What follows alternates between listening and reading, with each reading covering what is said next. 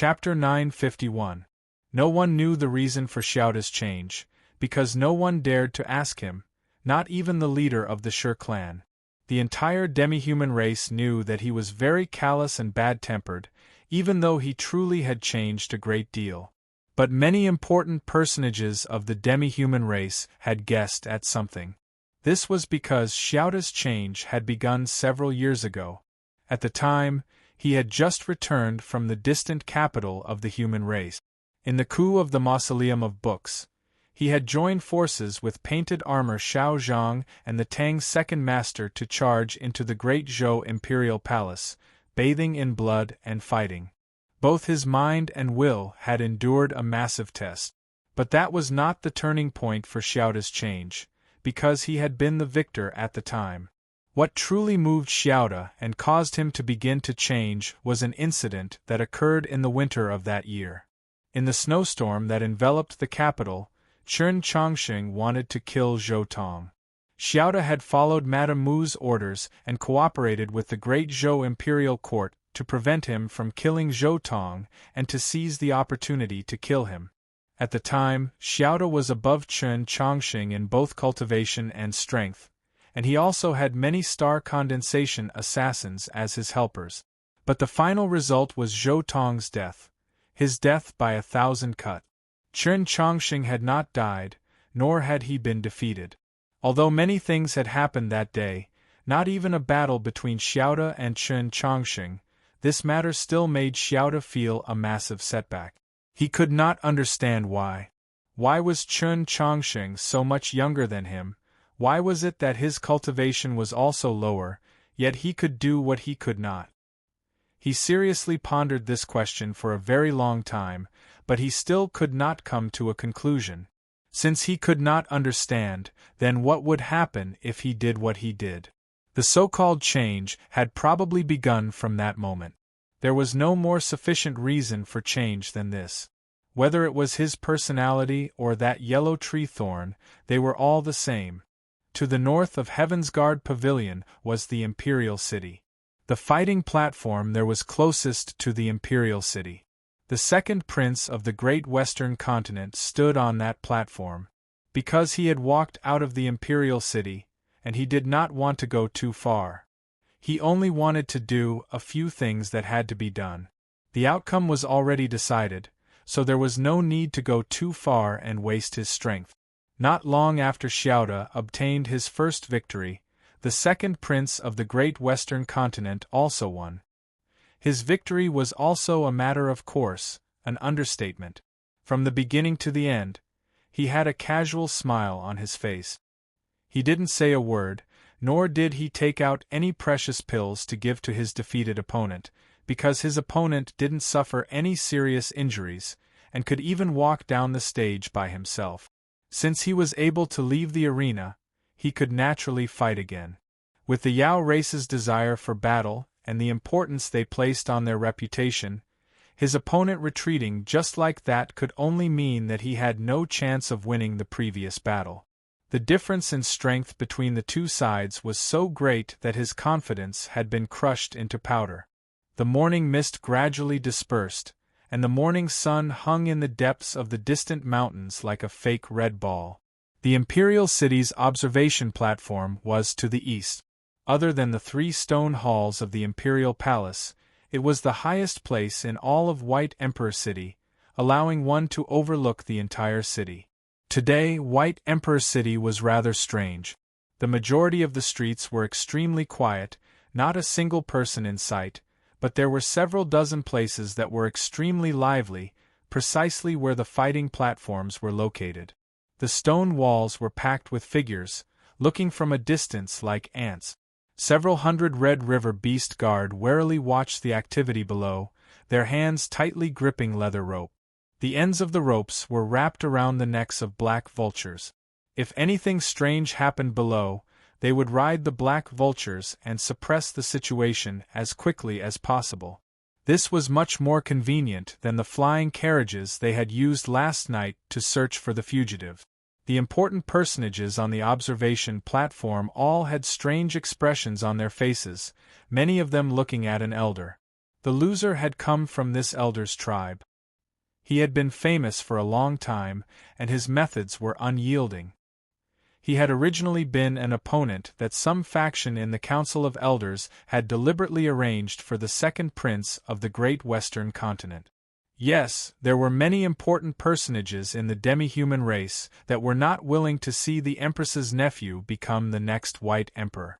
Although the wildfire of the celestial trees truly could transform the soul and the body, and although the fairness of the heavenly selection ceremony was unquestionable, they were still unwilling.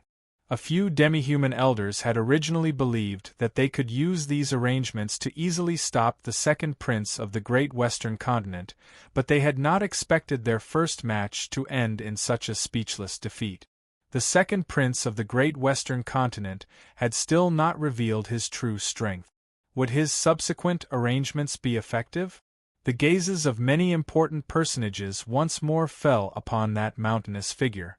The chief elder was truly worthy of being the leader of the Xiong clan. Just like his long-lived clansmen, he treasured every moment of rest. At this moment, his eyes were closed as if he were sleeping. Was he not worried about anything? Suddenly, the chief elder opened his eyes and looked at the fighting platform on the meadow to the west of Heaven's Guard Pavilion. His eyes were calm and without ripples, not like the oldest well, but the quietest of pools. Yet at this moment, a chill flitted through the pool. Several powerful elders also sensed it. They followed the chief elder to the fighting platform on the meadow, their expressions slightly surprised. The chief elder turned his head and glanced up. After a moment of silence, he closed his eyes, either resting or sleeping. Even higher than the imperial city's observation platform was the stone hall. Madame Mu sat on a stone chair in front of the hall, looking down at White Emperor City. Her face was expressionless, as if she had sensed nothing. Heaven's Guard Pavilion was where the demi-human race held their spring sacrifices. Like the Imperial Palace and the vast majority of the buildings in White Emperor City, it was built from stone. It was just that a green river had been added to the perimeter, and the ancient trees that had been planted there for more than 1,000 years made it seem even more peaceful and secluded. The meadow to the west was especially beautiful in the morning light. Because of the meadow and the green river, although there were many spectators on this platform, they were separated relatively far away, so they did not clearly see what had happened.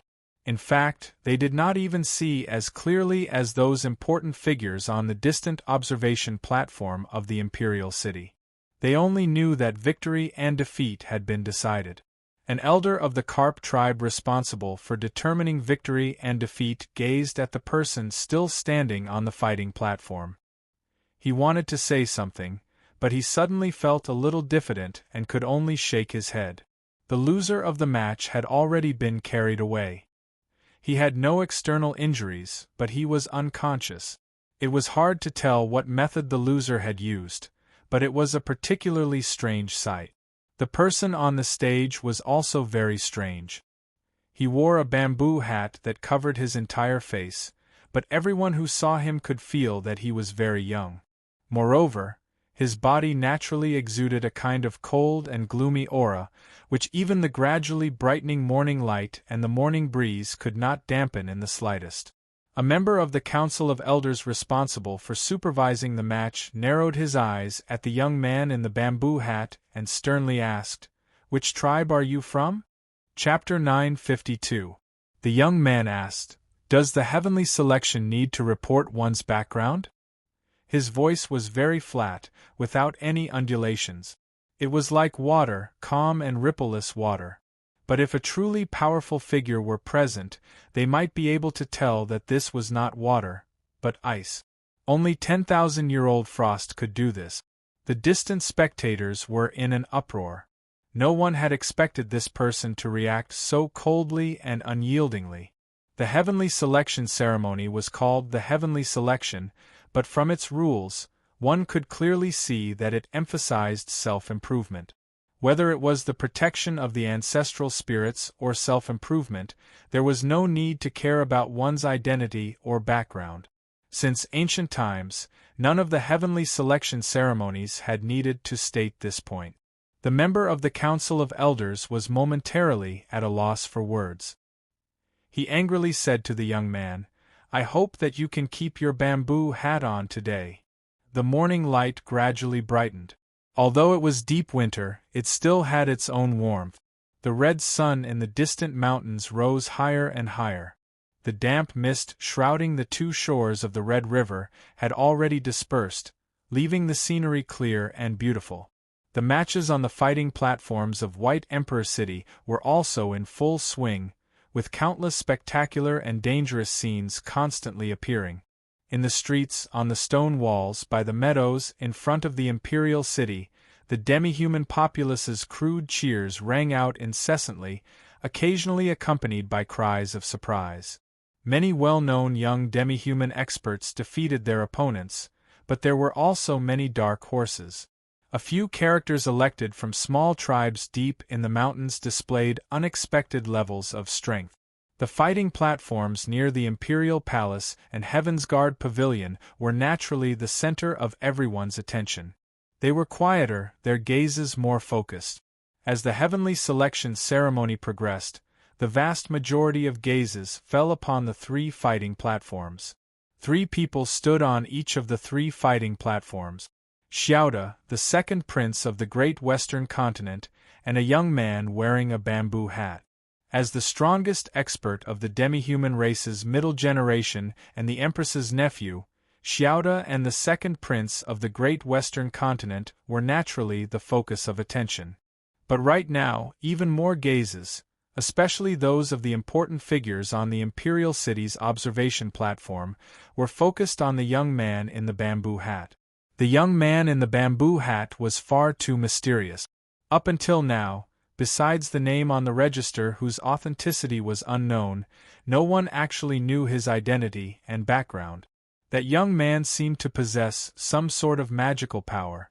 None of his opponents had the chance to make a move.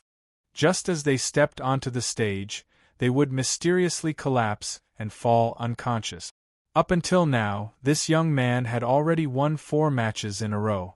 Whether it was the deacon of the Carp tribe responsible for judging the outcome, the member of the Council of Elders responsible for supervising the matches, or even the great general of the demi-human court, Chong Xinghe, who had gone to observe the 3rd match, none of them could tell what technique he was using. Who was he? Which tribe did he come from? While the vast majority of the crowd was focused on the Imperial City and Heaven's Guard Pavilion, while the few important figures who knew the inside story were looking at the young man in the bamboo hat with complicated emotions, something was also happening on a remote fighting platform. However, it had not attracted the attention of any of the demi-human crowd. This fighting platform was located in the poor district of White Emperor City, the Pine Path. It was very remote, but it was also very close to the river. The Jings were happily rolling and celebrating in the Red River. Countless stenches of blood were stirred up from the mud at the bottom of the river and carried to the shore by the wind. It was a nauseating smell, so no expert would be willing to come here. Early in the morning, the war drums had just begun to sound in the upper city, gradually reaching the pine paths. The thin layer of yellow sand covering the stone platform that had been built overnight began to tremble slightly, but other than the Carp tribe's judge, 2 supervisors, and related officials, no one else could be seen. Although the heavenly selection ceremony was a celebration for the entire world, life still had to go on. The people living at the bottom of the pine paths still had to work, or else they would go hungry at night. Compared to going hungry, the matches on the fighting platform were very interesting, but they could only wait. Before working, they naturally had to first fill their stomach. Smoke began to rise from all sorts of crude stone stoves. In the somewhat blackened wok of oil that had been used for many days, all sorts of pasta began to swell and then painfully spit out bubbles. The demi-human populace, whose faces had not even been washed, yawned as they lined up. Xian Yuanpa had not slept much last night, so he had woken up rather early. As a result, he had managed to buy breakfast before the crowd. There was a faint mist in the courtyard at the end of the alley, coming from the kettle on the stove. There was also a faint mist behind the paper door of the room, coming from the divinity of the steaming white steamed buns and meat buns in the torn paper bags. Byung-hong and Wucheong-bai were eating steamed buns. Xianyuan-po was eating a meat bun. This bun was not much smaller than his face, and when he took a bite, its fragrance and juices flowed out. Wucheong-bai had a nasty complexion as she asked, "Why are you eating buns while we eat steamed buns?" Xianyuan-po couldn't be bothered to pay attention to her. He continued to eat the buns, occasionally sucking off the juices that dripped onto his fingers.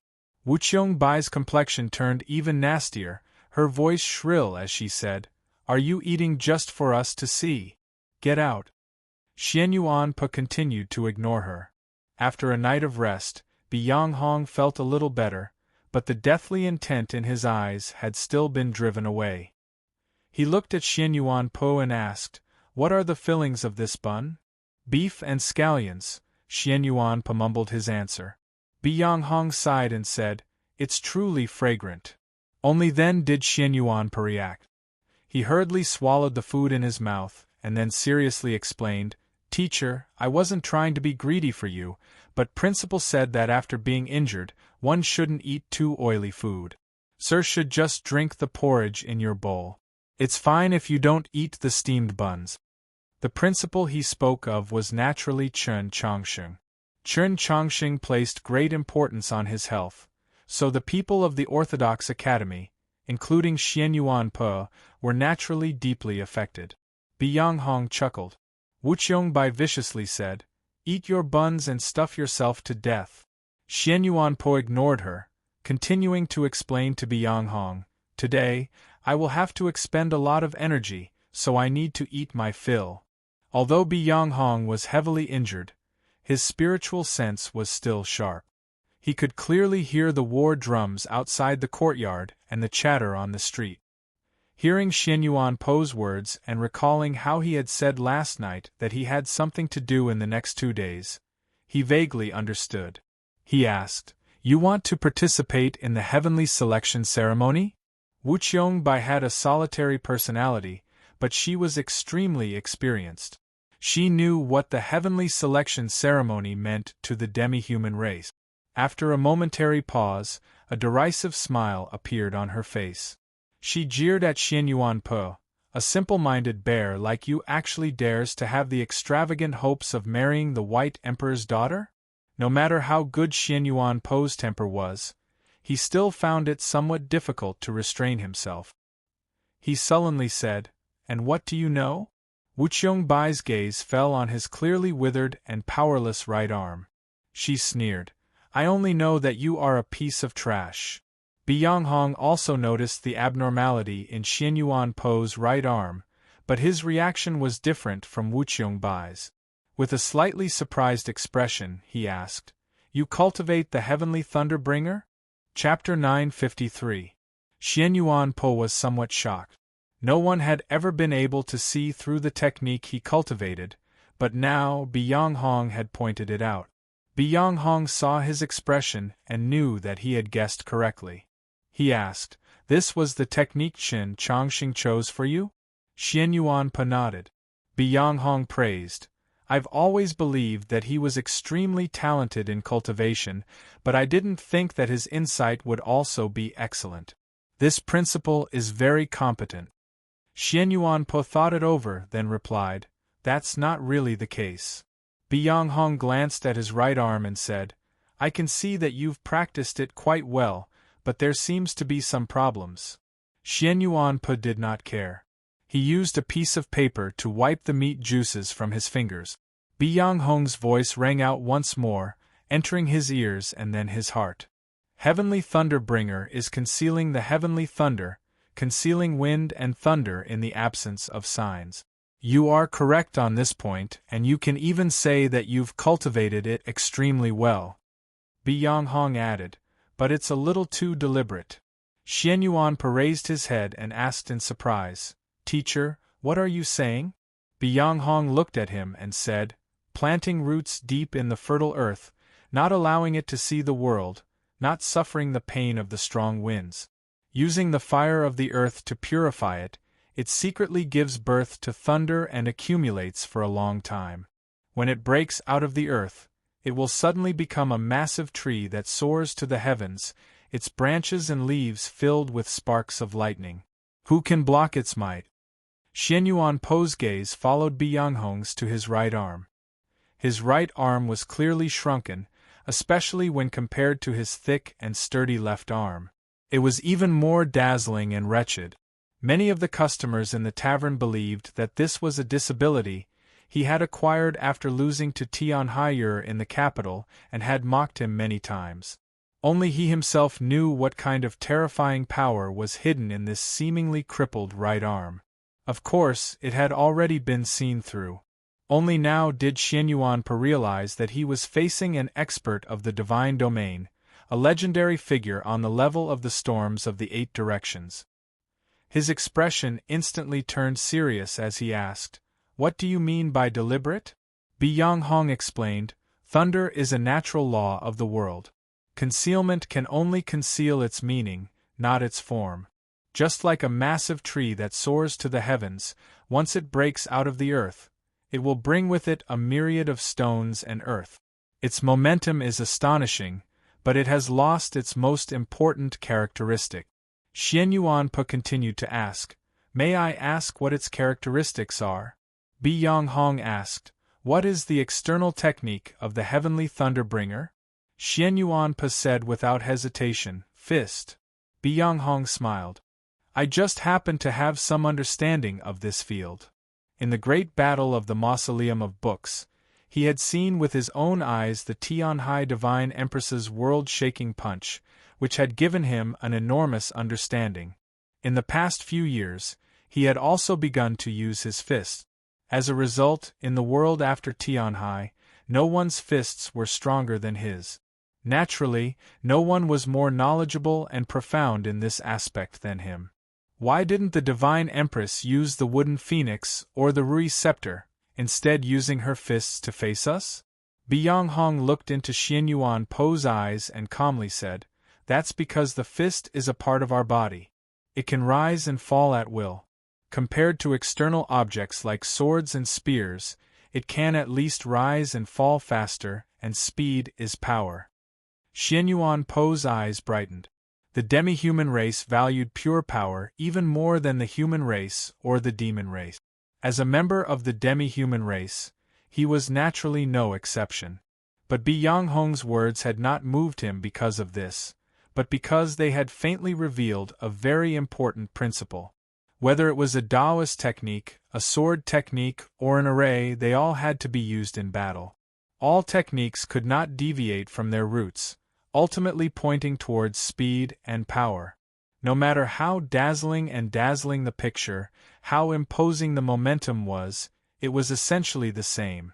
The concealed wind thunder truly could store up power to its maximum, but just as Bi-Yanghong had said, it would affect the speed at which one attacked.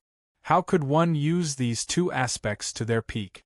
Xianyuan raised his question. Bi-Yanghong began to explain, using the precious experience he had gained from his centuries of cultivation and countless battles. Xianyuan Po's expression grew more and more focused, even forgetting to breathe. The room became abnormally quiet. The morning breeze passed through the cracks in the paper door, lightly ruffling the crystals and the 3 pagodas on the ground. If not for Wuqiong Bai's impatient snort, this lecture on the Tao might have continued for a very long time. Xianyuan came to his senses, bowed to Bi-Yanghong, and then left the room. He stood on the wooden planks in front of the room, watching the occasional smoke rising from the chimneys outside the courtyard in silence for a very long time. Bi-Yanghong's words gradually fused with his years of bitter cultivation, allowing him to resolve many questions he had in his cultivation, even on the verge of touching upon a certain boundary. He took in a deep breath of the chilly air, then walked over the chilly white cobblestones to the wall. He used a small wooden ladle to pour some water into the short pine, then lowered his head to scoop up some of the chilly well water, and forcefully washed his face. After confirming that his mind was completely awake, He wiped the water off his face and walked out of the courtyard. The war drums continued to beat from the upper city. The sound of the waves in the Red River was getting louder and louder, and they were getting closer and closer. The pine paths had already woken up. The neighbors were yawning, picking at the wax in their eyes, and holding pots, waiting in line to buy breakfast. A few laborers who had already finished their breakfast sat on the long benches outside the porridge store, their feet crossed as they chatted. It was like they could not hear the war drums coming from the upper city, nor could they hear the roaring waves of the nearby Red River. But this did not mean that they were not interested in the heavenly selection ceremony. Quite a few people were discussing which fighting platform they should go to after work. Xian Yuanpo walked through the street. A neighbor girl he knew asked him if he had eaten breakfast. He smiled and nodded. A laborer he knew asked him if the tavern's business had been bad recently, when the owner would be willing to sell a cup of coarse ale for 2 coins. He shook his head, indicating that he did not know. Then, the owner of the bun store casually asked him what he was going to do so early in the morning. He stopped and replied, "I'm going to participate in the heavenly selection ceremony." The street was quiet for a moment. Even the steam seeping out of the steaming pot in the store froze for a moment. A moment later, laughter rose up. It did not stop for a very long time, only getting louder and louder, carrying ridicule or amusement, kindness or malice. Xian Yuanpo rubbed the back of his head and gave a simple and honest laugh. The fighting platform Xian Yuanpo was going to was in the pine paths, very close to his home. He could walk there instead of taking a carriage, saving him some money. By the time he reached the end of the street where the fighting platform was located, many people had already gathered to watch the spectacle, but not even 2 pages of the register had been filled. This place was very remote, far from the imperial city and Heaven's Guard pavilion. No important personage would notice this place, and it was impossible for any formidable individual to appear here, so it naturally could not attract the experts who wanted to challenge him. Those who were willing to ascend the fighting platforms here were often ordinary demi-humans who had no intentions of participating in the heavenly selection ceremony and only wanted to rely on their brute courage to play around. Battles between ordinary people naturally could not be described as spectacular. It was often more like a brawl between hoodlums in the marketplace, hastily exchanging a few blows before stopping. The Carp tribe judge and 2 supervisors in charge of this fighting platform were already bored to the extreme. The officials in charge of the pine paths were even more bored. The minor official at the register table was already beginning to feel sleepy, his head drooping from time to time. At some point, it seemed like his head would crash against the edge of the table. Xian Yuanpo walked up to the table and lightly rapped on it. The minor official was startled out of his stupor and angrily raised his head. He wanted to reprimand him, but he froze. Chapter 954. He recognized Xian Yuanpo. Xian Yuanpo was also rather surprised, because he recognized this minor official. Just a few days ago in a small wine shop, this minor official had gotten drunk and said many malicious words to him. Seeing Xian Yuanpo, the minor official was shocked and asked, "Brat, what are you doing here?" Xian Yuanpo pointed at the register on the table and said, "They said that I want to register my name here." The minor official froze for a moment before reacting. "You want to participate in the heavenly selection?" Xian Yuanpo replied, "Yes." The minor official broke into laughter and jeered. "A cripple like you wants to marry Her Highness the Princess?" Xian Yuanpo replied, "I've never thought about marrying Her Highness, but I want to participate in the heavenly selection." The minor official said with a disdainful expression, "It looks to me like you want to throw away your life." There were not many competitors on this platform, and Xian Yuanpo's tall and sturdy body had already attracted the attention of a few people. Hearing the minor official's laughter and jeering, even more people looked over. The pine paths had always been a small place, so it was very easy to run into familiar people. There were a few customers in the crowd who frequented the small wine shop. When they saw this scene, they hurriedly walked over. When they realized why Xian Yuanpe had come, they were very shocked and urged him to quickly give up on this idea. I say, are you crazy? This isn't a joke. Didn't you hear that the Taoist Church of the Western Wastes didn't send a single priest this time? The fighting platform on the upper city wall has the medical officials from the imperial court and the council of elders watching over it, but what if you get injured here? There's no one to treat you, and if you bleed profusely, you really might die. Even if you're usually ridiculed by others, why take such a risk just to prove yourself? Xian Yuanpe remained silent, not responding to these concerns. Seeing this, the customers in the wine shop also said nothing more. The minor official jeered, "If you insist on throwing away your life, that's up to you. But when the time comes, don't cry too unsightly on the platform." Xian Yuanpe took up an ink brush and wrote down his name and relevant information on the register. He then tied a strip of cloth around his right wrist. Time slowly passed, and it was finally his turn to walk onto the platform. The crowd around the platform began to inquire about his background. A gambling den steward thought of the previous scene and squeezed his way to the table to ask the official, "Do we need to pay attention?" The minor official sneered. "He's just a dishwasher, bragging that he once went to the capital. He thinks he's some great person." One of the customers who tried to stop Xian Yuanpe said, "He did go to the capital." The minor official was very angry after being refuted. His face turned red and he shouted, "So what? Even if he used to be awe-inspiring, he's nothing but trash now." The cool morning breeze blew away the smoke and steam from the pine paths, and it also ruffled the bandages on the participants' wrists. Xian Yuanpe was tall and sturdy, but his opponent was even taller. The tall and sturdy middle-aged man glanced at Xian Yuanpe's shriveled right arm, and a look of disdain appeared in his eyes as he said, "I sympathize with you for encountering me from the start." After saying this, accompanied by a wave of extremely clear cracking sounds, his body became even taller, like a small mountain, casting a shadow on the arena. The crowd around the platform was stunned by this sight, thinking, "Why has a member of the Xiong clan come here?" In every generation, the Xiong clan was one of the top 3 major races of the demi-human race. Even the most ordinary member of its clan possessed unimaginable divine strength. Logically speaking, a descendant of such a major clan should have gone to the fighting platforms near the Imperial Palace or Heaven's Guard Pavilion. Why had he come to a small place like the Pine Paths? The Carp tribe steward in charge of judging the outcome of the fighting platform narrowed his eyes, quickly understanding the reason. The supervisor from the Council of Elders had his eyes closed as if he was sleeping. It was obvious that he had already known of this matter. The demi-human court official sensed the powerful qi exuded by this Xiong clan descendant and slightly raised his brows.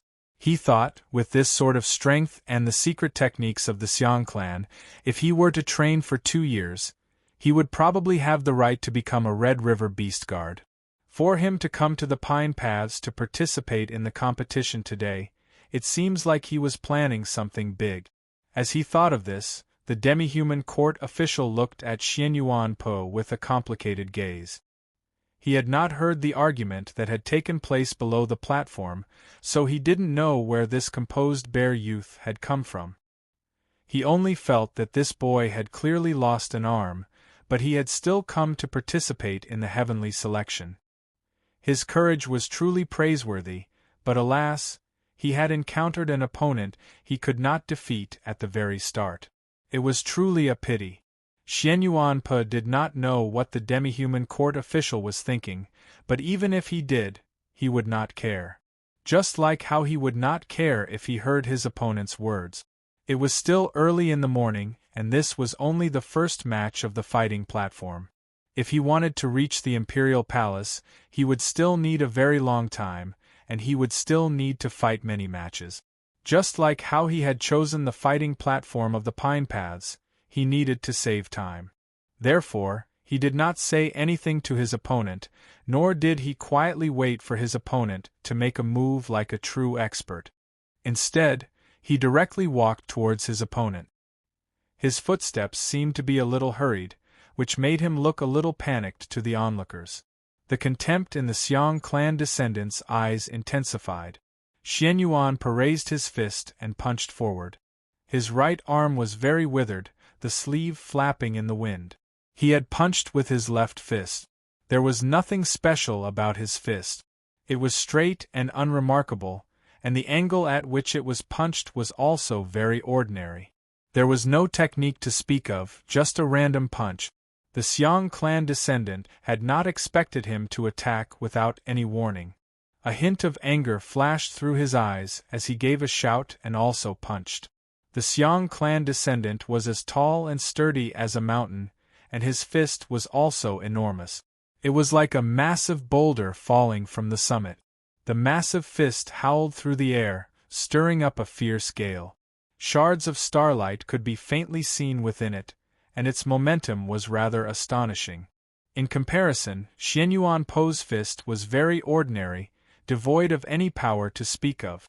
The two fists got closer and closer, about to meet, and the contrast between them became even more striking. The Xiong clan descendants' massive fist made Xian Yuanpo's fist seem very pitiful. Some of the spectators thought of the gruesome sight that was about to occur and couldn't bear to watch, so they turned their heads away. Xian Yuanpo did not turn his head, did not even blink. He was still as composed, or perhaps wooden. Had he been scared silly by the energy of his opponent's fist, or was he so stupid that he couldn't even react? This was what some of the spectators below the stage thought. The minor official stood up from behind his table and stared at the scene on the stage, his eyes filled with malice and hope. The official of the demi-human court had been watching the battle this entire time. He was very sure that Xian Yuanpo was not scared silly, nor was he unable to react, because Xian Yuanpo's breathing was not disordered. So he could not understand why Xian Yuanpo did nothing but continue to punch, even though he was clearly no match for his opponent in strength. If it was not because of absolute confidence, then was it because of pride and dignity? As the official thought this, he suddenly felt a little admiration for Xian Yuanpo's courage. Under the gazes that were filled with malice, cruelty, pity, Xian Yuanpo's fist and the Xiong clan descendants' fist finally met. From the outside, the difference between the two fists was enormous. When their fists met, it looked like a pebble had landed on a boulder. If one considered the difference in strength between the two fists, it was like an egg crashing into a boulder. A light crack came from the stage. There was a cracking sound, and it really sounded like an egg breaking. Shockingly, Xian Yuanpo's fist did not shatter, nor was it sent flying into the air like a pebble. His fist was tightly pressed against the Xiong clan descendant's fist. His fist seemed so small, yet it was so steady. Countless soft sounds followed, and then gradually became clear and deafening. Crack, crack. It was just like that cliff from yesterday. There was a loud bang. It was like that cliff had fallen into the Red River, stirring up countless massive waves. Waves of qi exploded over the stage, transforming into fierce gales that howled and stirred up countless clouds of dust. A hint of extreme fear appeared in the Xiong clan descendant's eyes as he howled in pain and despair. The howling gales suddenly vanished, leaving only a little wind swirling over the stage, causing Xian Yuanpo's somewhat empty sleeve to fall upon the Xiong clan descendant's body. His burly body, which was like a small mountain, gradually became shorter in this seemingly gentle wind, and then collapsed. The Xiong clan descendant sat paralyzed on the stage, his right arm powerlessly hanging by his side, blood seeping out from his sleeve. The light pa sound and the subsequent ka sounds were the sounds of something breaking. When his fist met Xian Yuanpo's, the first to make contact was his finger. Thus, his finger bone broke. Next, his wrist bone broke. Next, his arm bone broke. In the end, even his shoulder bone was broken. His face was abnormally pale, his eyes filled with fear. His body was soaked, but it was impossible to tell whether it was sweat, blood, or something else. Xianyuan drew back his fist, no longer attacking. At this sight, the Xiang clan descendant knew that he had survived. The fear in his eyes turned into confusion, and then they gradually dissipated. In the level of strength that he was most proud of, he had been utterly defeated. He couldn't even think of revenge, because the strength Xianyuan had displayed was too powerful, inconceivably powerful. This unimaginable disparity crushed his body, his will to fight, and even his mind. He began to vomit, throwing up all the breakfast he had eaten onto the stage. An unpleasant odor gradually began to spread. Whether it was the Carp clan deacon standing on the stage or the two supervising officials, none of them seemed to have smelled it. The ordinary officials around the stage and the spectators were even more dumbfounded. Just who was this bare youth? How could that seemingly ordinary fist possess such terrifying strength? Chapter 955. Under countless shocked gazes, Xianyuan walked down from the fighting platform and walked up to the small table. He looked at the minor official and asked, "May I ask how long the next round will take?" The minor official recalled the scene on the fighting platform and subconsciously lowered his gaze, apparently wanting to avoid meeting Xianyuan's gaze. However, he saw Xianyuan's fist, that seemingly ordinary yet terrifying fist. The minor official paled as he used his trembling hands to flip through the list. After a very long time, he finally said, "There are still 7 more matches." His voice trembled slightly, but it was unknown whether it was because of fear or something else. Xianyuan did not notice these details. Thinking about how long 7 matches would take, he walked out of the crowd. Many curious gazes fell on him, thinking, "He's just won this match, so where is he going now?" The minor official somewhat calmed down, but when he thought about his loss of composure, his shame turned to anger, and an unnatural flush appeared on his pale face. Suddenly, there was a hubbub as countless gazes turned to the fighting platform. The winner of this battle was a skinny middle-aged man with an indifferent expression. He held a chilling iron saber in his hand. The minor official was flabbergasted at the sight of this middle-aged man, thinking, "Why has this vicious person also come to the pine paths to fight?" He suddenly thought of a possibility, and quickly flipped through the list of matches, confirming that this thin man would be Xianyuan's next opponent. He finally relaxed, at the same time feeling very comfortable. As he gazed at Xianyuan on the distant street, he viciously thought, "Even if you really do have some brute strength, so what? You'll just be staying for one more round. In a little while, you'll still end up being hacked to death." The heavenly selection ceremony was a grand occasion for the demi-human race, and the remote pine paths fighting platform was also very lively. The matches that had been thought to be unremarkable had also been filled with twists and turns. The 7 matches after Xianyuan's victory had all been fought by true experts, making for an abnormally marvelous spectacle. The poor people of the pine paths did not understand what was going on, but the Carp tribe administrator and the officials of the demi-human court and the council of elders had long since guessed at the true reason.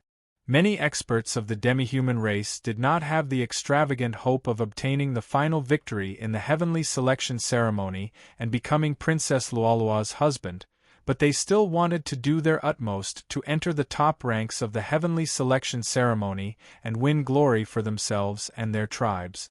If they could ultimately obtain the right to enter the celestial tree and receive the baptism of the wildfire, that would be for the best. These experts were well aware that if they went to the fighting arenas near the Imperial Palace or Heaven's Guard Pavilion, it would be very difficult for them to last until the end. Thus, they had deliberately chosen the most remote fighting arena, the Pine Paths. They wanted to avoid those opponents of the same cultivation level or even stronger, so that they could last as long as possible and go as far as possible. It now appeared that there were quite a few experts with this idea, like the Xiang clan descendant defeated by Xianyuan or the 10 some formidable individuals who had appeared later on. But compared to the fighting arenas near the Imperial Palace and Heaven's Guard Pavilion, The difficulty of this place was still much lower. As these experts took the stage, the matches grew more and more intense. After the final 7 matches, the crystals responsible for maintaining the defensive arrays of the fighting arenas needed to be replaced. From this, one could imagine how intense these matches had been, especially with the appearance of 2 extremely famous demi-human experts. The crowd grew more and more excited, cries of surprise rising from all around the fighting arenas. The shock brought about by Xianyuan Po's first match had greatly subsided, but the official of the demi-human court and a few commoners would still occasionally glance at the outer edge of the crowd, see the leather bag Xianyuan Po carried, and speculate in confusion as to what was inside. Noiselessly, the red sun had already risen over the peaks of the mountains on the opposite shore and shone on the surface of the river. The last of the morning mist over White Emperor City had already dispersed, and the first round of matches had basically ended in the various fighting arenas. It was the same on the pine paths, and it was soon Xianyuan Po's turn to step onto the stage. Seeing Xianyuan Po's figure, the spectators around the ring recalled the mountain-like fist from before and immediately cheered. Some of the neighbors and coolies who knew him daily even cheered loudly for him. However, when Xianyuan Po's opponent also appeared on the ring, the cheers and cheers quickly died down. Xianyuan Po's opponent was a thin middle-aged man, precisely the one who had followed him onto the stage in the first round. Seeing this thin middle-aged man, the crowd around the stage appeared rather fearful. A cold smile appeared on the face of the minor official behind the table. Even the Carp tribe steward and the 2 officials from the demi-human court and the council of elders couldn't help but shake their heads, their emotions rather complex. This thin middle-aged man was from the Nirvana race, and was called Niechi. He was a true demi-human expert and had a great reputation on the 2 shores of the Red River. His true essence was extremely vigorous and his blade technique was extremely cruel. Just like his personality, very few opponents who had been defeated by his blade had ever survived. In the first round of matches, his opponent had been beheaded by a single strike of his blade. The supervising official of the demi-human court had not even been able to stop him in time. This demi-human expert's blade technique was incredibly fast, like a bolt of lightning.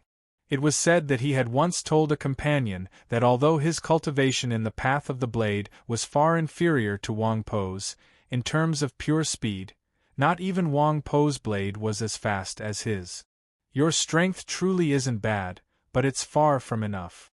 Niechi expressionlessly said to Xianyuan Po, because you're too slow. These seemingly ordinary words were actually extremely tyrannical, and they truly were very reasonable. No matter how strong one's strength was, if one could not keep up with their opponent's speed, how could one injure them? Xianyuan Po fell silent at these words. He was not feeling uneasy or lacking in confidence, but he was recalling the words that Byung Hong had said to him before he left the courtyard. Speed was strength. How should he understand these words? Speed, in essence, was a method of using strength. True experts were not those who possessed limitless strength but did not know how to use it. How could one convert strength into speed? If he had some time to properly comprehend Byung Hong's words, perhaps. There was no perhaps. There was no time. An extremely bright and also extremely cold ray of light suddenly appeared in Xianyuan Po's black eyes. It was a blade glow. Although his words were rather disdainful, Niechi was still fearful of Xianyuan Po's strength, so he did not give Xianyuan Po any time to prepare. He wanted to use his fastest blade to cut off Xianyuan Po's head. This blade truly was fast as a galloping horse, as fast as a bolt of lightning. Only when the blade glow transformed into a ray of light and unfurled in Xianyuan Po's eyes did the sound of a blade being unsheathed. With a clear sound, the sharp and cold iron blade pierced through the air. By the time the crowd around the platform heard this sound, the blade was only half a foot from Xianyuan Po's neck. Chapter 956. There was no time for the wind to swirl, no time for the crowd to blink, and no time for cries of alarm. The blade was already in front of Xian Yuanpo. Just when his neck was about to be severed, his head about to fall off. The official of the demi-human court had been prepared, but he realized that Nye Qi's blade was even faster than he had predicted. He was still too late to stop it. The minor official behind the table had also been prepared, but he still found it hard to suppress the joy in his heart. But he did not have time to smile. It was a very brief moment of time, so brief that not even sound could travel. The arena was silent, brimming with fear. In the end, what broke the silence and allowed time to flow back to normal was an incredibly clear sound. It was not the swish of a blade, nor was it the sound of a head falling to the ground. It was a thud. It was like a ripe fruit smashing into the hard ground, smashing into pulp. It was like a leather bag filled with wine being sat on by the Xiang clan leader. It was more like a fist smashing heavily into the muddy ground. Yes, this sound was the most similar because this was what had truly happened. Nye Qi's blade was as fast as a lightning bolt, but Xian Yuanpo's fist was even faster. His fist was so fast that no one could see it, not even leaving a blur. When the blade was still half a foot from his neck, his fist had already smashed into Nye Qi's face. An unimaginably massive force followed the fist and descended. Nye Qi's face began to deform. The bridge of his nose caved in, his eye sockets split open, and his lower jaw ripped apart. Countless streams of blood bloomed like petals, spreading in all directions. Under Xian Yuanpo's fist, his face looked like a puddle of mud. His neck broke almost at the same time, and his head flipped backwards, hanging on his back. It looked like a heavy red fruit hanging from a branch. This scene looked a little strange and extremely terrifying. As expected of an expert of the demon race who had been famous for a long time, Nye Qi did not die immediately. His cracked throat emitted an indecipherable sound, swaying several times on the arena before finally falling to the ground, accompanied by the splashing of the extremely unpleasant-looking and smelling juices. He died. All around the arena, there was a deathly stillness. The Carp tribe administrator looked at Xian Yuanpo, a dazed expression on his face. The people who didn't have the time to cry out were stunned and forgot to cry out. Just as the minor official was about to celebrate Xian Yuanpo's death, a smile finally appeared on his face, but it was even uglier than crying. Xian Yuanpo looked at his own fist, slightly stunned. Then he looked at Nye Qi's body and shook his head, saying, "You're too fast." In participating in the heavenly selection ceremony today, he had no intention of killing anyone. It was just that the opponent's saber was too fast, and the killing intent was too fierce. How to turn strength into speed? How could he maximize his speed? Biang Hong had said that there was no need to be too deliberate. It rose as one wished. Follow your heart's desire. Although there was no formal ceremony, Xian Yuanpo had once taken Luo Luo as his master, and Luo Luo was Chen Chongqing's only female student. From this point of view, he was originally from the old temple of Xining village. Moreover, he was a student of the Tradition Academy and had lived with Chen Chongqing for a long time. Whether it was following one's heart or following one's heart, it was all about cultivating one's heart, and the heart was the only Tao technique that could not be cultivated in this world. He was not being sarcastic when he said that his opponent's saber was too fast, but he was telling the truth. The saber was so fast that he had no time to think, no time to think. He could only move based on instinct. There was no need to think. Only this was truly following one's heart. Xian Yuanpo walked down from the fighting platform. The crowd parted like a tide. The demi-human court official gazed at Xian Yuanpo's figure and slightly arched his brows. He summoned his subordinate and ordered him to investigate Xian Yuanpo's background.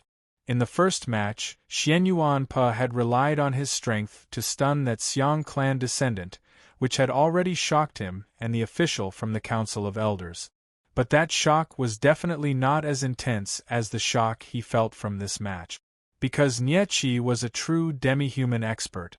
When the demi-human court official saw Nye Qi's lightning-fast attack, He was even more certain that not even he was a match for Nietzsche, yet Nietzsche had been defeated by this bare youth's fist.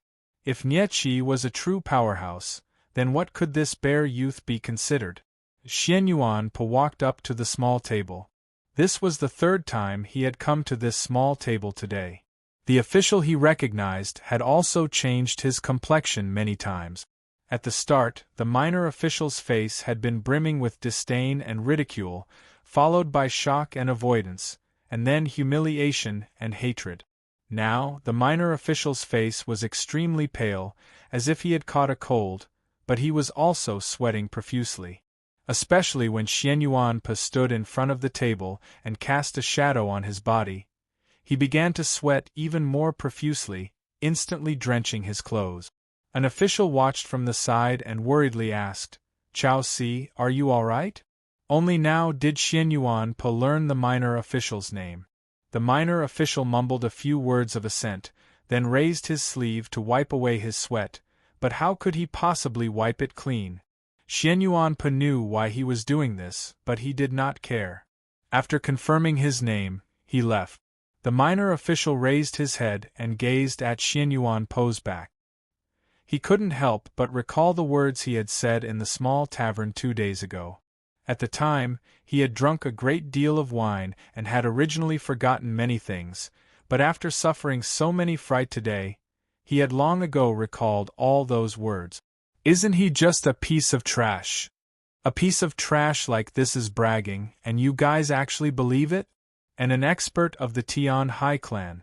You might as well say it's Tian Hai Xing Shui. Bear cub, stop right there.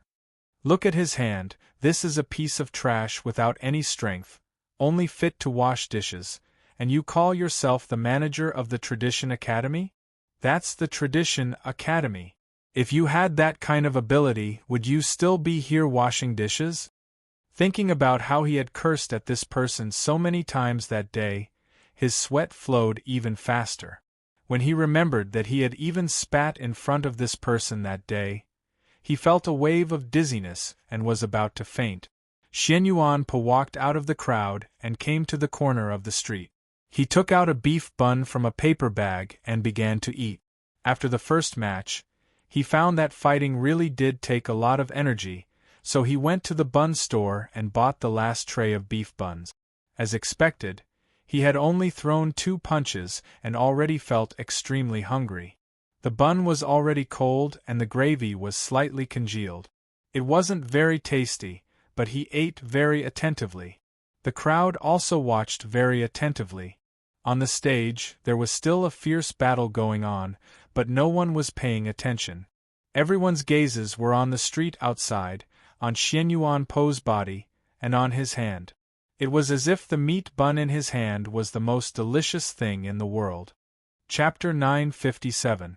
The process of the heavenly selection ceremony truly was very simple and fast. As the matches progressed, only half of the participants would be left in each round, so the process grew faster and faster. It was still early, but the majority of the process was already over half done. Many of the fighting platforms had already decided on the final victors and were now engaged in fierce battles according to the zones. The fighting platforms near the Imperial Palace and Heaven's Guard Pavilion had long since chosen their final candidates, as no one dared to challenge them. Xiaoda, the great Western continent's second prince, and the mysterious young man in the bamboo hat stood at their respective places. The demi-human populace looked at those seemingly lonely but actually proud figures on the fighting platforms, their eyes brimming with reverence and worship. The most eye-catching was still Xiaoda. This supreme expert of the senior generation of the demi-human race had displayed far too frightening a fighting strength. Whether it was the vice-commander of the Red River Beast Guard or the demi-human generals, none of them could last more than a few exchanges against him. This had always been a matter of course. With Wang Po entering the divine domain and Xiao Zhang being wanted by the great Zhou imperial court, Xiaoda was now ranked second on the proclamation of liberation. The experts of the continent of the divine domain naturally would not participate in the heavenly selection ceremony. The secluded elders of the sects of the south would also not shamelessly ask to marry Princess Luoluo. So unless Liang Wangsun personally came or one of the top-ranked divine generals of the Great Show came, who could be a match for him? It was just as the vast majority of the ordinary people of White Emperor City thought. In the end, the one who could marry Princess Luoluo, endure the baptism of the wildfire, and become the next White Emperor naturally had to be Xiaoda. Xiaoda knew more secrets than the ordinary people, but he also thought the same. This was a self-confidence that an expert of the continent had to possess. More importantly, no matter what the Empress thought, no matter what sort of political struggles were hidden behind the heavenly selection ceremony, since he had to act according to the rules of his ancestors, he could not lose, because no one could defeat him. He calmly stood on the fighting platform, feeling the gazes from all around him. He was not intoxicated, nor was he impatient. The figures on the other fighting platforms were similarly calm. Whether it was the young man in the bamboo hat, the second prince of the great western continent, or the demi-human experts, they were all truly important figures. They were already used to being the focus of the populace. They only needed to calmly wait for the final few participants to appear. As for whether the participants would affect them in any way, they didn't care at all. After experiencing so many battles, those who were able to kill their way out were definitely not simple. What kind of extraordinary people could appear in those remote and poor streets? How could they threaten them? At this moment, some people shifted their gazes downward, revealing curious expressions. The Imperial Palace and Heaven's Guard Pavilion were both high up. If one wanted to get there, they would have to take a detour along the slope or go up the stairway to heaven in the center of the city. A heavy sound came from the bottom of the stairway. It sounded like a war drum. The crowd knew that these were probably not war drums, as it was still far from dusk, not yet the end of the heavenly selection ceremony. Then what was that sound? Why was it so heavy, yet it also made one feel excited? It even seemed like the wildfire's aura had become stronger. The surface of the water around Heaven's Guard Pavilion suddenly began to ripple. The young man in the bamboo hat quietly watched, perhaps seeing something. The second prince of the great western continent looked at the dust rising from the bricks in front of the imperial city and slightly raised his brows, seemingly thinking of something. Xiaoda looked in the direction of the stairway to heaven, his expression chilling as if he had sensed something. Experts like them had naturally realized long ago that the sound coming from below was not the sound of war drums, but footsteps. The question was, how many people were walking at the same time for the tremors to cause ripples in the water around Heaven's Guard Pavilion and dust to rise from the bricks in front of the imperial city? And just how orderly were the footsteps of these people, so that they did not appear the slightest bit disorderly, but instead echoed like war drums? More and more gazes were directed down below. Gradually, those gazes that had once been filled with respect or adoration for Xiaoda and the great western continent's second prince turned to shock. Many people appeared on the stairway to heaven, dressed in simple and unadorned clothes. Some of their clothes were even somewhat tattered and exuded a foul stench. They clearly came from the lower city, perhaps even from the riverside region. If the luxuriously dressed denizens of the upper city had seen the tattered clothes of these poor people, they would definitely have laughed at them. If those noble ladies with their many fragrant sachets smelled the stench of sweat from these poor people, they would assuredly cover their mouths and noses, a look of disdain on their faces. But they did not do this today because there were far too many of these poor people. The stairway to heaven was completely dark, and it was impossible to count how many people there were. This made them subconsciously feel fear. The people walked silently, looking like a tide, quickly drowning the stairway to heaven and then flowing towards the front of the imperial city. The officials responsible for maintaining order naturally associated this with a popular uprising, and their expressions suddenly changed. But then they realized that this was not the case. Although one could see fervor on the faces of these poor people from the lower city, there was no madness, only reverence and yearning. Did these people want to take advantage of the heavenly selection ceremony to come to the imperial city that they normally could not set foot in to watch the spectacle? That was not right, because they were very silent, and there was no cowering or unease on their faces that was commonly seen on the faces of the poor. On the contrary, they seemed particularly proud. Crucially, these poor people did not even glance at the majestic imperial city. They only looked forward. Many important personages of the demi-human race frowned at this sight, including Madame Mu, who was seated at the highest stone hall. A minister of the demi-human court sternly asked, "Just what is going on here?" When the crowd left the lower city, officials had already gone to investigate and quickly determined the reason. An official whispered, "It's said that they're following a candidate." The minister was surprised. What sort of person could a place like the lower city have? Even if they did, why would so many people be following them? It was very normal for the people to follow the victorious candidate to the imperial city to watch the spectacle. But what was unusual today was that there were too many people from the lower city who came with the candidate. And the mood of these people was somewhat different from usual. The poor people from the lower city did not look at the imperial city, did not look at Heavengard Pavilion, only forward. There was a person in front of them. It was a very ordinary-looking bear youth with a calm expression that was almost wooden. That bear youth wore simple and clean clothes. His appearance was ordinary, and there was nothing special about him. But many important personages of the demi-human race had already noticed that the crowd from the lower city had intentionally kept a certain distance from the bear youth. If the people of the lower city were a tide, the bear youth was a reef, and all the water retreated in fear. This distance perhaps signified reverence. The eyes of the people of the lower city gazed at the bear youth were brimming with reverence. Besides reverence, there was also fanaticism and a tinge of confusion.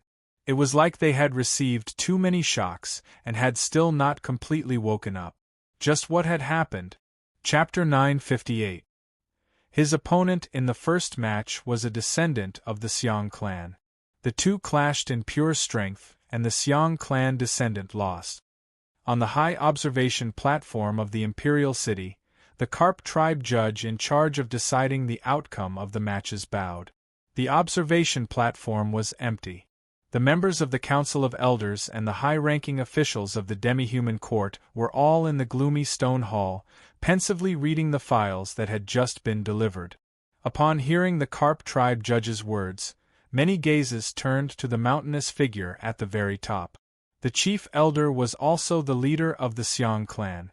Why had a descendant of the Xiong clan gone to a place like the Pine Paths to participate, and he had still lost? The chief elder's eyes were still closed, as if he was asleep. He showed no reaction. The important figures in the hall shook their heads and returned their gazes to the files. A high-ranking official of the demi-human court suddenly changed his expression and said, "His opponent in the second match was actually Nietzsche?" Whispers of discussion rose from the stone hall, all of them clearly shocked. To these important figures of the demi-human race, Nietzsche was naturally nothing, but he was still a famous expert. If it really was him, how could he have lost? Nietzsche was directly killed, because his blade was not as fast as his opponent's fist. The Carp tribe judge paid no attention to the cries of shock coming from the stone hall. With his head lowered, he continued, "The third match was fought by Han Xiaodao." A shocked voice came from the stone hall. "Wait, are you speaking of the Han Xiaodao that we all know?" The Carp tribe judge's voice trembled as he replied, "Yes, and then he was also defeated." Someone anxiously asked, "What happened next?" The Carp tribe judge fell quiet for a while, as if the mental impact of the events that had taken place had still not completely dissipated. The fourth match was fought by Wu Yu. He was also defeated. "Wu Yu?" the person asked in shock. "You're not mistaken, right? How could he also be defeated?" At this moment, an official looked at the resounding names that appeared one after another at the end of the dossier. He frowned slightly and asked, Wait a moment, I don't understand. Why would there be so many experts appearing in such a remote lower city arena? The Carp tribe judge lowered his head even more, not answering this question. Not a single colleague or member of the Council of Elders in the Stone Hall answered his question. There was a hint of awkwardness in their silence.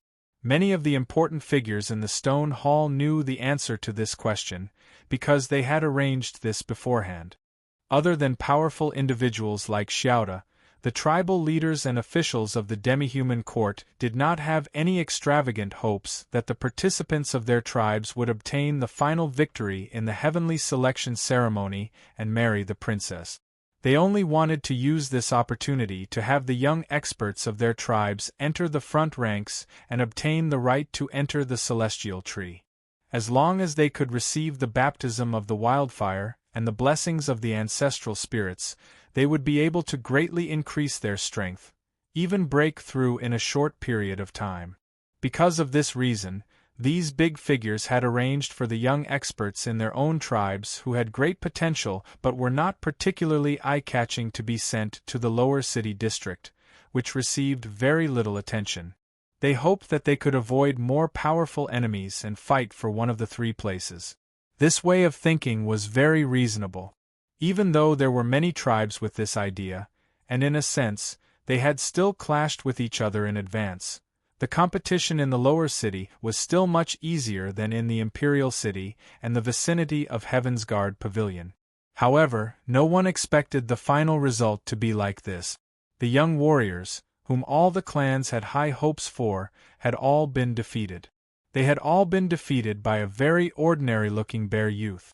An elder suddenly sternly asked, even if this child miraculously won 6 matches in a row and represented the Pine Paths in winning the selection of the San Chun district and obtaining a spot, why did only he come? Didn't the lower city district have 3 spots? What about the other 2? He was the leader of the Deer tribe.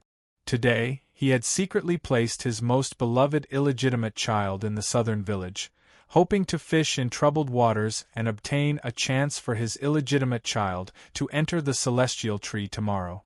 Yet he had clearly received news that his illegitimate child had won, so why had he not appeared? That fellow represented the Pine Paths in the selection, and after obtaining a spot in the San Chun district, he went to Star River Bay and the southern village. The Carp tribe administrator recalled the scene he had seen and couldn't help but sigh. He also took those 2 spots. The stone hall was quiet for a few moments, clearly out of shock and confusion. A few moments later, the Deer tribe leader angrily roared. Just what does this idiot want to do? Isn't taking 1 spot enough? Does he not know that the spot cannot be transferred? This was something that many elders and officials could not understand. Since he had already obtained a spot in the San Chun district, he could enter the celestial tree tomorrow to be baptized by the wildfire, so why did that fellow refuse to give up and run off to Star River Bay to fight 2 more matches with the southern village? Although the rules of the heavenly selection ceremony did not forbid this, although that fellow was truly very strong, a truly powerful opponent had yet to appear. Besides consuming true essence and energy, what meaning was there in this? I don't know. The Carp tribe administrator recalled the words that fellow had said when he walked onto the fighting platform and hesitantly said, "It seems to be because he doesn't like other people participating in the heavenly selection ceremony.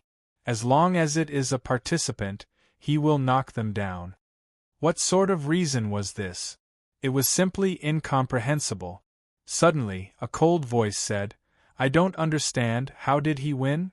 It was not that he truly didn't understand, but that he didn't believe, that he had doubts. It was obvious that many important personages of the demi-human race, including this official, felt that this matter was far too strange and began to feel many doubts. The Carp tribe administrator was thinking of something else, his mind a little dazed as he said, he used his fist. Fist? Yes, whether it was against Nietzsche, Han Xiaodao, or any other expert, he only used 1 fist. 1 fist? Yes, each time he went on stage, he only used 1 fist, and then his opponent would fall. The stone hall was quiet for a very long time, with not a single sound coming from it. The twilight was not deep and the sun was still setting, but the wind was rather chilly. The Carp tribe administrator stood on the observation platform, his clothes fluttering in the wind. In the setting sun, he looked like a blazing banner.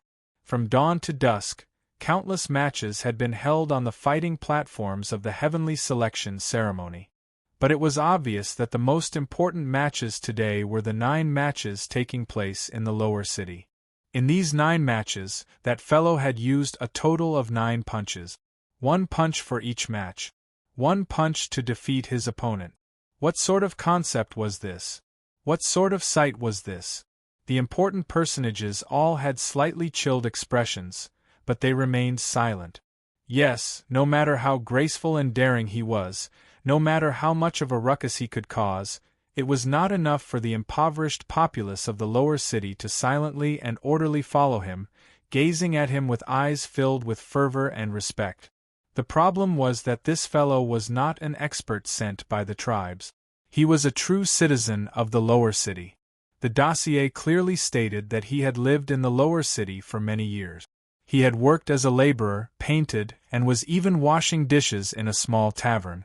The important personages in the hall were extremely distant from the lower levels, but they were keenly aware of what this meant and how dangerous it was.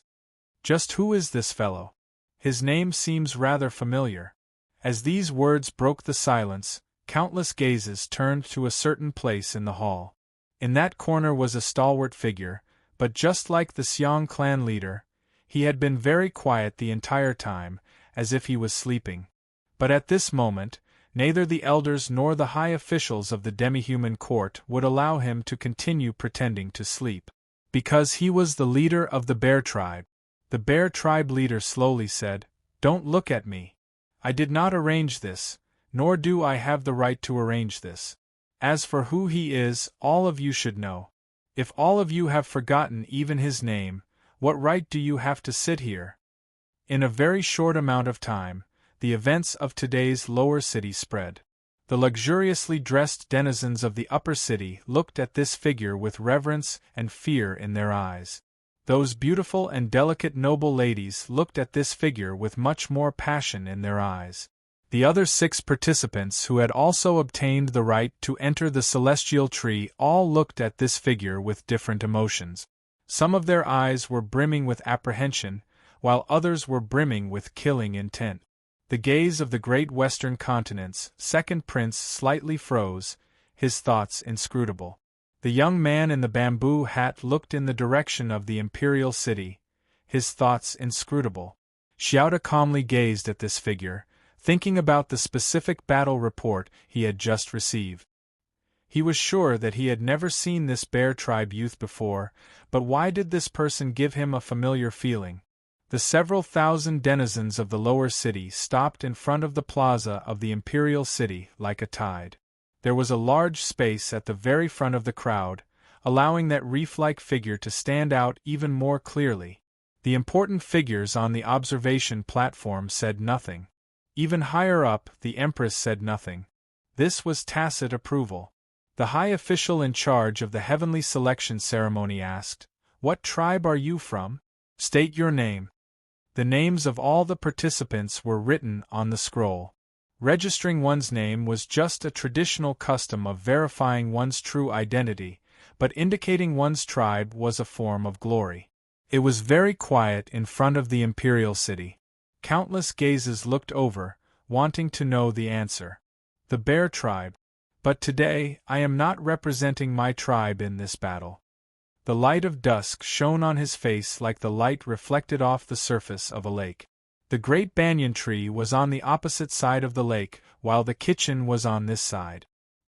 He squinted his eyes, perhaps because of the piercing light or because he was smiling foolishly. Orthodox Academy, Xianyuan Po. Chapter 959. It was very quiet in front of the imperial city. The conversation between the official and Xianyuan Po was clearly heard by everyone. The Orthodox Academy? Xianyuan Po? It was still quiet, but the silence didn't last for too long before it was broken by whispers. Then, the whispers grew louder and louder, and gradually became noisy. There were even many exclamations of surprise mixed in, and in the end, it became a roaring tide. The crowd recalled a rumor from many years ago. It was said that a talented bear youth had gone to the human capital 80,000 li away and successfully entered one of the 6 Ivies, Star Caesar Academy. However, he was beaten into a cripple by a young master of the Tianhai clan. Instead, it was a blessing in disguise and he entered the Orthodox Academy. It was even said that he had become Princess Luolua's student. In those 2 years, this rather legendary story was the talk of many people after their meals. That bear youth was the object of envy for many demi-human youths, but as time passed and the situation changed, especially the final conclusion, this story and that bear youth were gradually forgotten. Occasionally, when someone recalled this rumor, they would just shake their head and sigh. Until today, when the heavenly selection ceremony, when the people of the lower city surged to the imperial city like a tide, he stood at the very front like a reef, attracting everyone's gazes and telling everyone that he was that bear youth from the past, that he still represented the Orthodox Academy. The entire crowd was in an uproar. Countless gazes fell on Xianyuan Po, wanting to see just what the main character of this rumor looked like, wanting even more to know why he had suddenly disappeared in the last few years. If the rumor was true, hadn't he escaped from the Orthodox Academy? Why had he come to battle today as a representative of the Orthodox Academy? If the Pope were to learn of this matter, what sort of problems would arise? There was a slight disturbance around the imperial city as several dozen priests walked in from outside. Some of these priests were demi-humans, while others were humans. Most of them wore black robes, a few wore blue Taoist robes, and one wore a red divine robe. It was actually an archbishop. Seeing these indifferent and dignified priests, many people subconsciously lowered their heads and bowed, then made way. Starting from a few days ago, the gate of the Taoist Church of the Western Wastes had been tightly shut. Everyone in White Emperor City understood why, and they had even heard that the archbishop had torn up the invitations to the banquet to welcome the princes of the great Western continent. Why had these priests, including the archbishop, suddenly appeared in front of the imperial city? The archbishop led dozens of priests towards Xianyuanpo. Looking at this scene and thinking about the ending of the rumor, the people became nervous, but also excited to watch a good show. What happened next was beyond everyone's expectations. The archbishop didn't do anything. He walked directly to Xianyuanpo's side, and then stood there silently. Dozens of priests spread out, separating Xianyuanpo from the crowd, especially from the Red River Beast Guard and officials, clearly assuming a protective stance. Following that, there was another commotion outside the imperial city. A few stewards of the Tang family's Chamber of Commerce, who looked ordinary but gave off an extremely powerful vibe, walked in from outside, bowed to Xianyuanpo and the archbishop, and stood behind them. A few moments later, the officials of the Great Zhou Embassy also arrived. Although their emotions were rather complex, even somewhat hesitant and conflicted, they ultimately walked over to Xianyuanpo's group and stood on Xianyuanpo's other side. Xianyuanpo was a member of the Bear tribe, but today, he was a student of the Orthodox Academy.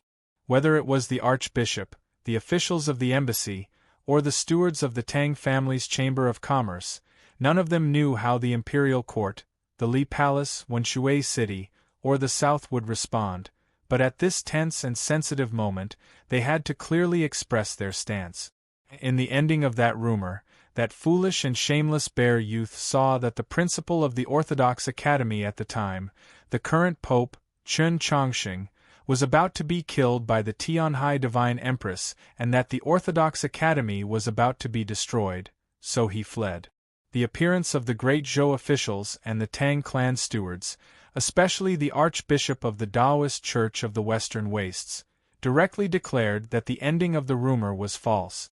Xiaoda gazed at the distant Xianyuanpo, his brows slightly rising. He knew of the name Xianyuan Pe, but that was all. The legendary story that the demi-human populace had once enthusiastically discussed was not even worth mentioning to an important figure like him. In those few years of the Orthodox Academy, Xianyuan Pe was definitely the least famous person, extremely ordinary. Whether it was Tang 36, Su Moyu or Zhixiu, they were all far more famous, much less Princess Luoluo or Chen Chongsheng. Xiaoda had not expected Xianyuan Pe to suddenly appear today and cause such a great disturbance. He couldn't help but feel a little wary. It seemed that Xianyuan Pe had been hiding in White Emperor City for many years. Could it be that Chen Chongsheng and the Orthodoxy had long since made preparations for today's events? Many important figures of the demi-human race had the same thought as Xiaoda. The palace behind the imperial city's observation platform became abnormally quiet. The Bear tribe leader ignored all gazes and slowly walked out of the hall. The chief elder seated at the highest position seemed to still be sleeping. The only one qualified to sit at an even higher position was Madame Mu. She knew that Xianyuan Pe had been living in White Emperor City this entire time. At the very beginning, she had dispatched hidden guards to keep an eye on him for a very long time, but Xianyuan Pe had never shown any signs of activity, so she had gradually relaxed her surveillance. Only today did she suddenly see him again. But she thought differently from Xiaoda, the elders, and the ministers. She was confident that neither the Orthodoxy nor the great Zhou imperial court would have time to react, much less make preparations. Logically speaking, she had nothing to worry about, but she had clearly heard that voice just now. Orthodox Academy, Xianyuan Pe. In the end, this fellow was still a student of the Orthodox Academy. Would he affect her plans? A faint killing intent flashed through Madame Mu's eyes. When the heavenly selection ceremony began, Luoluo looked into the distance from a high vantage point, calmly and thoughtlessly gazing at the 9 celestial trees in the distant mountains. As the battle raged on in White Emperor City, Luoluo began to take an afternoon nap. Using the freshest incense, she slept soundly.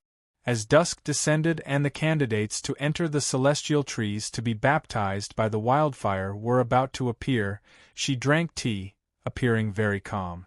She did not suppress her emotions, nor did she pretend. This was because she was born with a noble air, and her teacher had once taught her that she had to be calm in every major event. She was truly very calm, because she simply did not care about this heavenly selection ceremony. No matter what the final result was, no matter what her father and mother thought, no matter what the elders, ministers, and people thought, no matter what the demons and humans thought, as long as she was not willing, she would not accept it. She had once heard Mou say that the Divine Empress had once evaluated that junior martial mother. What her teacher's wife could do, she could naturally do as well. She had never expressed any opposition, had always quietly waited, because she knew that opposition was meaningless. It was also because she had always been waiting for her teacher's arrival. If her teacher did not come, no. If her teacher could not come, no. If her teacher did not make it in time, in the end, she had to leave, bid farewell to the imperial palace, to this city, and to the Red River, never to meet again. She held the teacup and glanced at the stone pearl on her wrist, as she silently thought to herself. At this moment, Guardian Li hurried in and looked at her with a complicated expression, saying, 7 victors. Of the 9 celestial trees, why are there only 7? Luoluo thought to herself, there must be some scheme behind this. Rather annoyed, she took a sip of tea.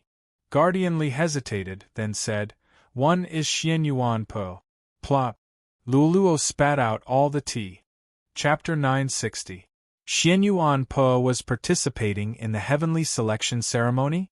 And he had even won 9 matches in a row? Tomorrow, he was going to enter the celestial tree and accept the trials of the wildfire and the ancestral spirits? Luoluo was shocked by this news, and it took her quite a while before she came to her senses. She took the silk handkerchief from Guardian Li's hands and wiped the tea, but her furrowed brows could not be smoothed out. She knew that once the news of the heavenly selection ceremony spread, Xian Yuan Po would assuredly do something, so she had sent people to keep an eye on him. But seeing that there was no reply in 2 days, she believed that there was nothing to worry about. Who could have expected that Xian Yuan Po would sign up for the heavenly selection? She could not understand why Xian Yuan Po would participate in the heavenly selection ceremony. With his personality, it was more likely that he would take a kitchen knife and barge into the imperial palace in an attempt to save her. Just what does this fellow want to do? Guardianly gazed at Luolua's furrowed brows and inwardly sighed in worry. She thought of a certain possibility, but it was truly difficult to accept. Xian Yuan Po liked the princess? But the princess liked His Holiness the Pope. Why did the people of the Orthodox Academy all like this? Upon learning of Xian Yuan Po's identity and background, countless gazes fell upon him. The luxuriously dressed denizens of the upper city and the reserved noble ladies all had their mouths agape, so shocked that they didn't know what to say. As for the people of the lower city that had come with Xian Yuan Po, they had already known a few things, but upon receiving confirmation, they still found it impossible to suppress their excitement. The high official in charge of the heavenly selection ceremony had an extremely unsightly expression. He looked at Xian Yuan Po's bearded face that still retained its childishness and coldly asked, "Why have you come to participate in the heavenly selection ceremony?" Logically speaking, this question was meaningless and did not need to be raised. Everyone knew what benefits participating in the heavenly selection ceremony would bring them, or else why would the young experts of the demi-human tribes all rush to White Emperor City in such a short amount of time? But when it came to Xian Yuan Po, this question was extremely meaningful, and it was a question that everyone present wanted to know the answer to. Because if that rumor was true, then Xian Yuan Po was not only a student of the Orthodox Academy, but also Princess Luolua's student.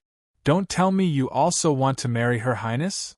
The high-ranking official stared into Xian Yuan Po's eyes, his voice extremely low, filled with anger and disdain.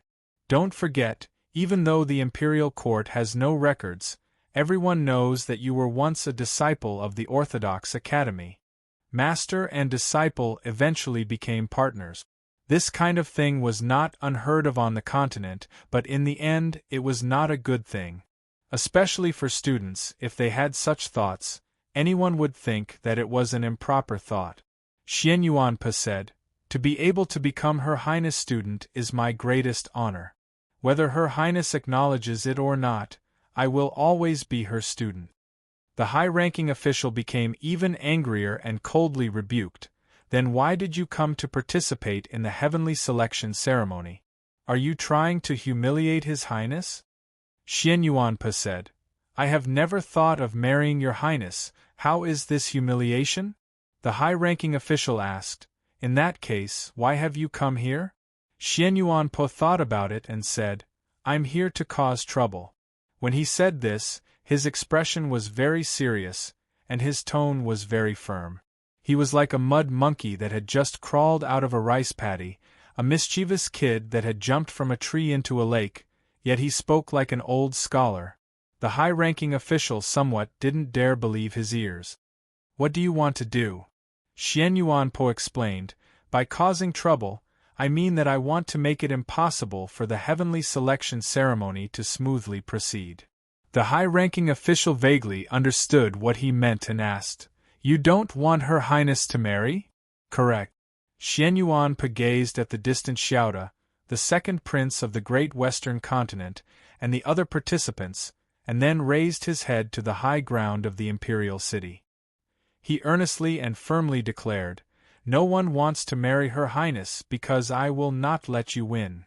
It was very quiet in front of the imperial city, and his voice was very bright, able to travel very far. The high-ranking official sneered, "The heavenly selection ceremony is for the ancestral spirits to choose a husband for Her Highness the Princess. What right do you have to stop them?" Xian Yuan Po replied, "No one can decide on Her Highness' marriage, not the wildfire of the celestial trees or the ancestral spirits. The crowd fell into an uproar at these words. The high-ranking official was so angry that his entire body trembled. He harshly yelled, "You dare blaspheme the celestial trees, disrespect the ancestral spirits. If it really was up to the wildfire of the celestial trees and the ancestral spirits to choose, the heavenly selection ceremony would not have proceeded according to the current procedure, and there would not have been a baptism of the wildfire in the second round. In the end, the so-called heavenly selection is a self-choice. Her Highness' marriage can only be decided by Her Highness herself." Xian Yuanpe gazed up at the imperial city and said, "I know that Her Highness the Princess would never be willing to marry an outsider. No matter how angry that high official was, no matter how aloof and intimidating that palace was, his expression was always just that calm, to the extent where he even seemed a bit wooden. His voice was the same, yet it possessed a type of strangely persuasive power. Countless cheers rose from all around the imperial city. These voices came from the most ordinary demi-human populace, regardless of whether it was the upper, middle, or lower part of the city. Because Xian Yuanpe had spoken their mind. It was rumored that the Empress wholeheartedly wanted to marry Princess Luoluo off to her nephew, but the Council of Elders and clan leaders strongly opposed this, forcing the heavenly selection ceremony to be held. Even so, the Empress had not changed her mind. Look, the second prince of the great western continent is standing not far from the imperial city. How could Princess Luoluo be married to an outsider? What right did he have to become the next white emperor? The vast majority of the demi-human populace thought this way, but they did not dare to express their thoughts due to the Empress's centuries of majesty. Only when Xian Yuanpe said these words did they feel a great deal of satisfaction. After participating in the heavenly selection ceremony and passing through layers of selections, those who can ultimately stand here are all true experts, just like you. A cold and dignified voice resounded from the highest point of the imperial city, piercing through the clouds and descending to the ground. The White Emperor was in seclusion, so this was the only voice of the entire demi-human race. The imperial city instantly fell silent. Many demi-human populace kneeled on the ground. "And how do you know that Luoluo isn't willing to marry one of you?" Many of the demi-human populace were perplexed by these words. Whether it's the heavenly selection or the trial of the ancestral spirit, the great western continent's second prince, as an outsider, has no advantage. Could that rumor be false? Had they wrongly accused the Empress? Yes, the entire continent knew that Princess Luoluo was the Empress' only daughter and had always been doted on. How could the Empress possibly treat her unfavorably? Presumably, she just wanted to find the best marriage for Princess. As they thought of this, the crowd began to look at Xian Yuanpe in a different light. This being the case, you shouldn't have come to make trouble. Xian Yuanpe looked up at the imperial city and said, "Her Highness does not like anyone here." Madame Mu's voice was still cold. "And how do you know?" This question was extremely difficult to answer. Madame Mu was Luoluo's mother, so how could Xian Yuanpe know something that not even she knew? Did he really have something to do with Her Highness? Countless gazes once more fell on Xian Yuanpe. Some people wanted to know his answer, but even more people and important personages hoped that he would not say another word. Xian Yuanpe had no idea what they were thinking, nor did he need to think before giving his answer. "Of course I know. Everyone in the Orthodox Academy knows," he seriously said. "Her Highness likes the principal, so how could she be willing to marry someone else?" Chapter 961. The surroundings of the imperial city once more fell into absolute silence. The principal that Xian Yuanpe was referring to was naturally the principal of Orthodox Academy, the current Pope Chen Chongqing. Princess Luoluo liked Chen Chongqing? In terms of status and age, Chen Chongqing was naturally the best choice, but the problem was, the entire continent knew that Princess Luoluo was Chen Chongqing's student, and that Chen Chongqing already had a Taoist companion, the Holy Maiden of the South, Su Yurong. What was with Xian Yuanpe's words? The great Zhou imperial court official slightly arched his brows in displeasure. The archbishop of the Western Wastes slightly paled, but he ultimately said nothing. The Tang clan steward also forcefully suppressed his emotions and maintained his silence. The imperial city's observation platform was also quiet. The demi-human personages in the hall looked at each other in dismay, completely at a loss as to how to react. Was Xian Yuanpe speaking the truth? Princess Luoluo had always secretly liked her teacher? How could this be? At the highest point of the imperial city, Madame Mu also said nothing, her complexion rather unsightly. Other than the earliest members of the Orthodox Academy, not many people could guess at Luoluo's thoughts.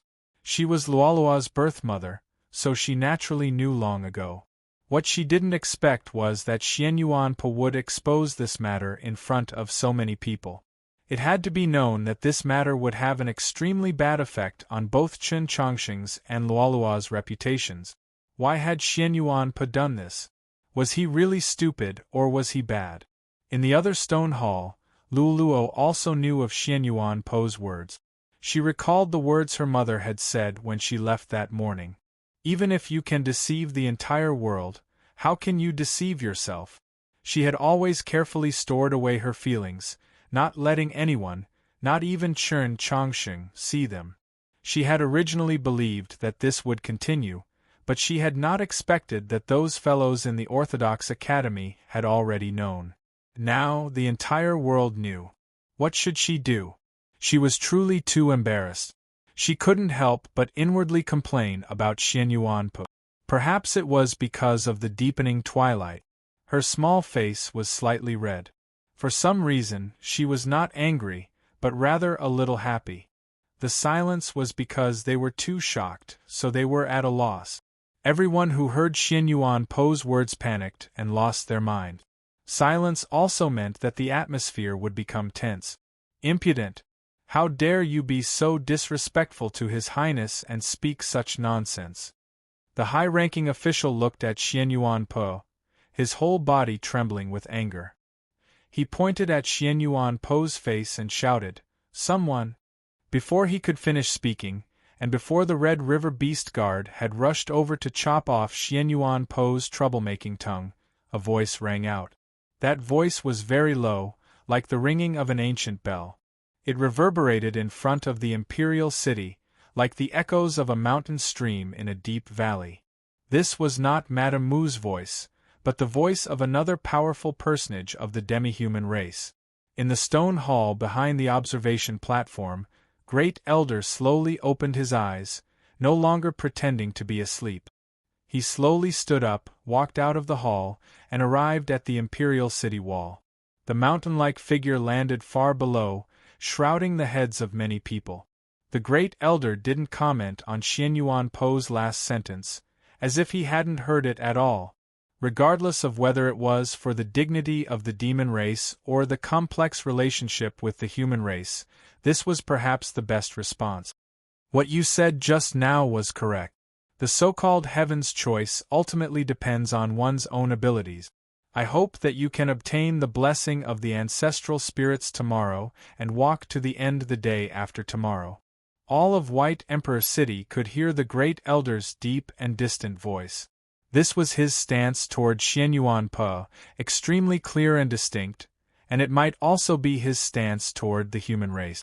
Thus, there was no longer any difficulty. The official and the Red River Beast Guard prepared to arrest Xian Yuanpe retreated. Madame Mu stood at the highest point of the imperial city, silently gazing at the distant mountains, her thoughts inscrutable. And just like the Tathagata, the impoverished populace from the lower city left the imperial city like a tide, drowning the stairway to heaven, and then gradually dispersing into the poor alleys and narrow streets. As they labored day after day, it was impossible to say if they would remember today's liveliness in the years to come. Before dispersing, this black tide first sent Xian Yuanpe back to the pine paths tonight. The pine paths were particularly lively, but not noisy. The priests from the Taoist Church of the Western Wastes calmly and warily stood at the high points of the streets, observing the activity around them. The steward of the Tang clan led several dozen cultivators from the south, using his sharp gazes to stare at all the places where lanterns were lit. A few stalwart and burly men brimming with strength stood on the perimeter, inspecting all the people entering the pine paths. No matter how one looked at it, it was very easy for a human faction to arrange such an array in the demi-human capital to cause trouble, and it would seem extremely disrespectful to the demi-human court. Madame Mu had moved too quickly. It had only been a few days since the rumors had begun to spread to the official opening of the heavenly selection ceremony. The human race simply had no time to react. As the representative of the Orthodox Academy, Xianyuan Pa naturally became the greatest, perhaps the only, hope of the human race in White Emperor City. In order to ensure Xianyuan Po's safety, the Archbishop and the others did not care about the dissatisfaction of the demi-human race. Moreover, they clearly expressed their distrust of the demi-human race. The Archbishop warmly looked at Xianyuan Po, and the Tang clan steward's face was also brimming with hope. Xianyuan Po understood what they were thinking. In the view of the Archbishop and the others, Xianyuan Po had disappeared for many years. His sudden appearance today had presumably been ordered by the Li Palace. Does His Holiness the Pope know of this matter? The Archbishop nervously asked Xianyuan Po, or is His Venerable Holiness already here? Xianyuan Po shook his head. Principal probably does not know of this matter. From his expression, the Archbishop and the others knew that he was not lying and couldn't help but fall silent. The events that had taken place at the closing of South Stream Temple had already reached White Emperor City 2 nights ago. The Archbishop was well aware that if the Li Palace knew of this matter, it would pay any price to destroy Madame Mu's plans. He had also done this. At the very start, he had torn up the invitation to the banquet, expressing his most intense stance. But if the Pope still did not know of this matter, the Li Palace would not have time to make arrangements. Just what could he and Xianyuan Po do? The Archbishop recalled Xianyuan Po's words and felt an intense fear and unease. If there really was something between Princess Luoluo and the Pope, would the Pope, in a fit of rage, use sacred fire to burn him to death? In his agitated mood, his face was slightly red, as if he had drunk a good deal of strong wine. I beg of you.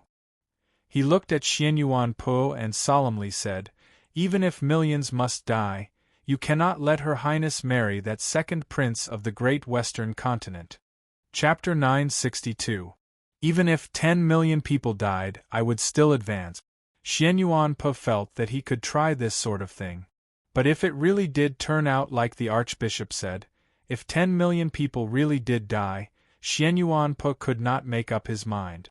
Moreover, based on his understanding of Princess Luoluo, if she knew that she had to pay such an enormous price, she might prepare her dowry overnight and marry off the next morning. The Archbishop stood on tiptoe and patted Xianyuan Po on the shoulder. After giving him a deep glance, he left with the Tang clan steward.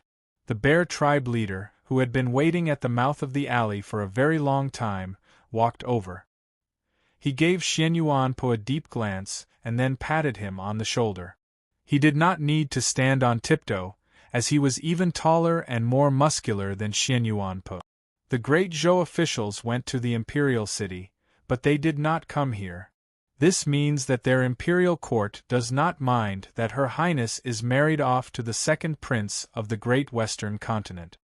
The Bear tribe leader asked, just what is His Holiness the Pope thinking? Xianyuan Po replied, he probably doesn't know of this matter. The Bear tribe leader asked, today was your own idea? Xianyuan Po grunted in affirmation. The Bear tribe leader sighed at him and said, back then, I wanted you to return to the tribe, but you refused, insisting on staying in White Emperor City. I couldn't do anything to you. Xianyuan Po very seriously said, in the future, I will work hard for the tribe. We'll talk about this later. What I want to say is that you already won in the Pine Paths, so why did you go to the other 2 fighting platforms?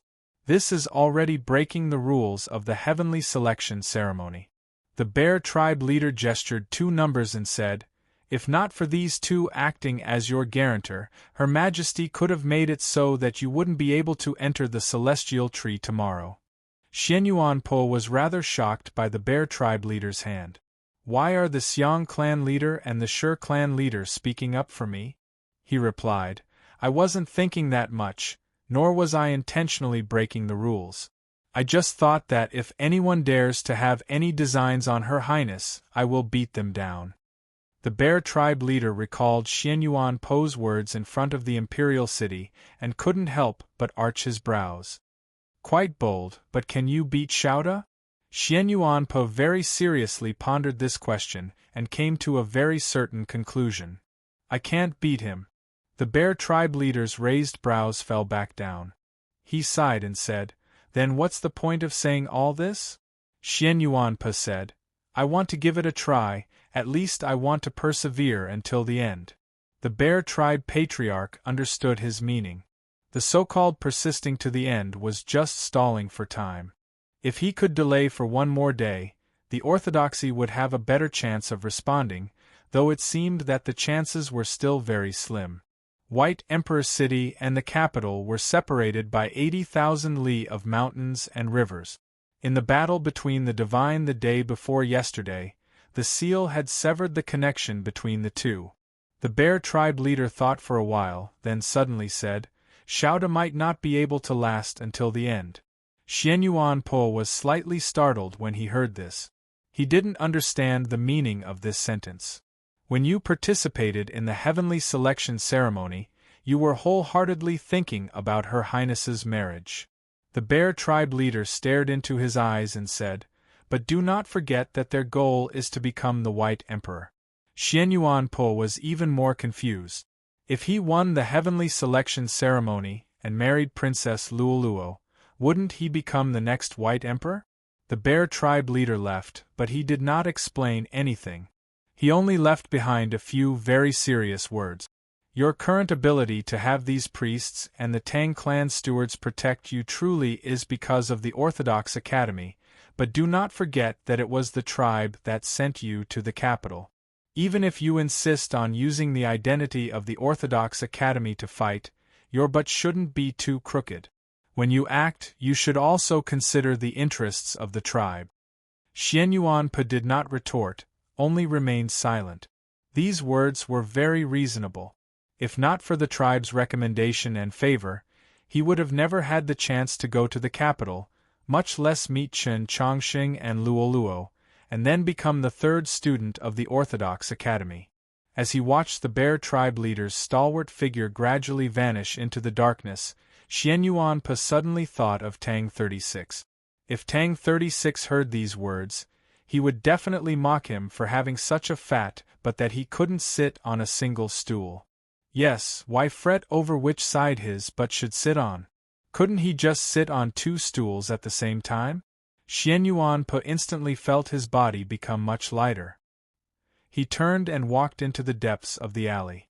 The bear tribe warriors guarded the outermost street, the Tang clan experts and several cultivators from the south occupied the higher ground, and the priests of the Taoist Church of the Western Wastes guarded the alley. The alley was very quiet, devoid of any sound. Nearby was the temple of the celestial tree in the pine path. It was abnormally quiet in the darkness, and one could faintly smell the scent of lamp oil. At the very depths of the alley was the small courtyard that Xianyuan-po had lived in for several years. He pushed open the wooden door and walked into the courtyard. Stepping over the round white stones, he took off his shoes, washed his feet with clean water, and stood on the wooden floor. He glanced at the short pine tree by the white wall, took in a deep breath, calmed his mind, and walked into the room. The small courtyard seemed quiet, but many people were hidden. Besides those who had been ordered to protect him, there were also many people who were coldly watching him. These gazes came from certain tribes, from the Council of Elders, from the great Western continent, and most of them naturally came from the demi-human imperial court. If anyone discovered that the 2 experts of the divine domain wanted by the imperial court had been living in this small courtyard this entire time, Xian Yuan Po was confident that the warriors of the tribe, the priests, and the human cultivators would be incapable of preventing the small courtyard from being flattened. Biyang Hong and Wu Qiangbai's injuries seemed to have gotten a little better? Xian Yuan Po did not understand medicine, so he could not be sure. Wu Qiangbai had lost a great deal of blood after losing her arm and her face was still pale, but she had eaten all the steamed buns she had brought in the morning. Biyang Hong, on the other hand, was quietly sitting there, his expression calm and composed. Xian Yuan Po noticed that the crystals on the floor had become much fainter, and the wooden pagodas had apparently been moved. "Sir, are you all right?"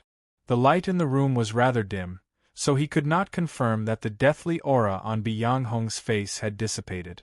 With a gentle expression, Biyang Hong replied, "I'm a little better, but I'm a little hungry."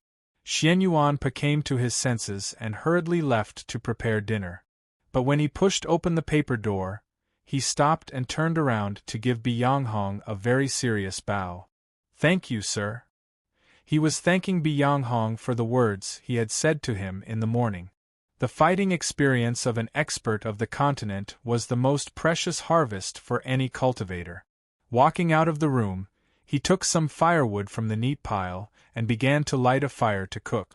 There were not many winter vegetables stored in the house, so he only made 2 simple dishes and stewed a pot of bacon and potato rice. Biyang Hong took the food and gave his thanks. Wu Qiangbai's complexion was still very nasty, but in the end, she said no more harsh words, only snorted. Chapter 963. Biyang Hong noticed that Xian Yuan Po was not holding a pair of chopsticks and asked in concern, "Aren't you going to eat?" He knew that Xian Yuan Po was going to participate in the heavenly selection ceremony today, but he had not asked, because he could guess the result from Xian Yuan Po's expression. He was more concerned that Xian Yuan Po was going to the celestial tree tomorrow to be refined by the wildfire. How could he not eat his fill tonight? "I have something to eat." Xian Yuan Po took out a paper bag from his bosom, took out the leftover beef buns, and began to eat with the half-bowl of vegetable soup in front of him. Wu Qiangbai froze at this sight, but then she ignored it and lowered her head to eat. After a while, she raised her head and realized that Biyang Hong had been staring at the bun in Xian Yuan Po's hand the entire time. She couldn't help but frown. The bun was so cold that it had hardened and the juices had congealed into white oil. How unpalatable was it? Why was her husband staring at it? Before daybreak, the pine paths were shrouded in darkness, but Xian Yuan Po had already gotten up. He walked out of the alley and indicated to the vigilant priests that there was nothing to do. He went to a neighboring street and bought a paper bag of beef buns, half a pot of white porridge, 2 bowls of corn paste, a bowl of dry mixed noodles, 2 fried glutinous rice cakes, a tray of steamed buns, and 3 kinds of pickled vegetables. He still ate the beef buns, but the rest were the food he had prepared for Biyang Hong and Wu Qiangbai for an entire day. Under Biyang Hong's meaningful and Wu Qiangbai's furious gazes, Xian Yuan Po silently ate 6 beef buns, washed up, tidied up his clothes, and solemnly bowed to Biyang Hong. He took the mountain sea sword from the pile of firewood and walked out of the courtyard. Unlike yesterday, he attracted countless gazes as soon as he appeared today. Several dozen priests of the Taoist Church of the Western Wastes and 100-some warriors of the Bear tribe surrounded him as he walked to Jade Capital Ferry. Xian Yuan Po noticed that the Tang clan steward and several cultivators of the south were also following, neither too far nor too close. Last night, he had seen those cultivators of the south. According to the Tang clan steward, one of them came from Gentle Stream Monastery and was supposedly Yi Xiaolian's martial uncle in the outer sect. The morning mist shrouded White Emperor City, just like it had on every other ordinary winter day for the past tens of thousands of years. Jade Capital Ferry was as lively as ever, but those who occupied the best positions on the pier were no longer those laborious farmers, but officials of the demi-human imperial court and important figures like the Bear tribe leader. The morning sun was blocked by the mountains on the other side of the river. Coupled with the thick fog, the sky was very gloomy, as if it was still night. After boarding the ferry, a wave suddenly rose up in the Red River, causing the boat to sway slightly. Then, a low and terrifying roar came from somewhere. If an outsider had heard these roars and felt the furious waves of the Red River, they would have felt a great deal of fear. But everyone present had lived in White Emperor City for a long time and knew that this was the noise caused by the Jujing waking up and eating, so they thought little of it.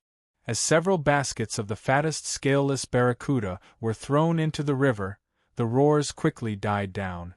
The morning mist gradually dispersed, and they could already see the river nearby. The surface of the water was very calm. The mountains on the other side of the river were still shrouded in mist. Even though the morning sun was about to leap over a certain col, one could only faintly make out the silhouettes of those 9 massive celestial trees.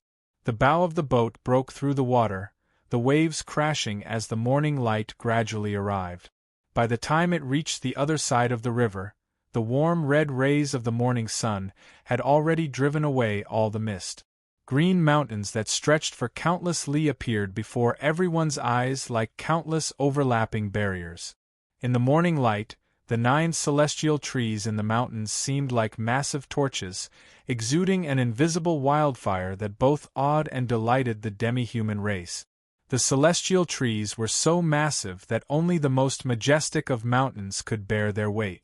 They were also very far from each other, the closest several dozen li away. There were 9 paths leading to the celestial trees, all of them starting from the same place, the high platform on the other side of Jade Capital Ferry. Madame Mu stood on the high platform. The descent of the morning light clearly illuminated her figure, making her seem especially lofty. In the gentle breeze, her gorgeous dress swayed in the wind, making her seem particularly dignified. The Tianhai Divine Empress and Pope Yin had already returned to the Sea of Stars, the Holy Maiden of the South, and Su Li had gone to the distant Sacred Light continent, and the White Emperor was quietly recovering from his injuries. Of the 5 saints of the past, only she would appear before the people of the world. The demi-human elders and the ministers and generals of the demi-human court stood in 2 rows below. Only the truly powerful figures and their attendants had the right to attend today. The mood was very solemn, so quiet that not a single sound could be heard. Ceremonial music began to play as everyone prostrated. An official of the court stepped forward and began to recite the funeral rites. After the funeral rites were recited, the offerings were delivered like flowing water. The entire process proceeded smoothly. Xianyuan Po and the other 5 ascended the stone steps to the high platform. Countless gazes fell on their backs, and then countless thoughts began to emerge in their minds. Who would be able to pass today's baptism by the wildfire of the celestial trees, pass the trial of the ancestral spirits, and who would be able to obtain the final victory in tomorrow's grand ceremony and marry Princess Luoluo? Xiaoda had the strongest cultivation and a pure bloodline.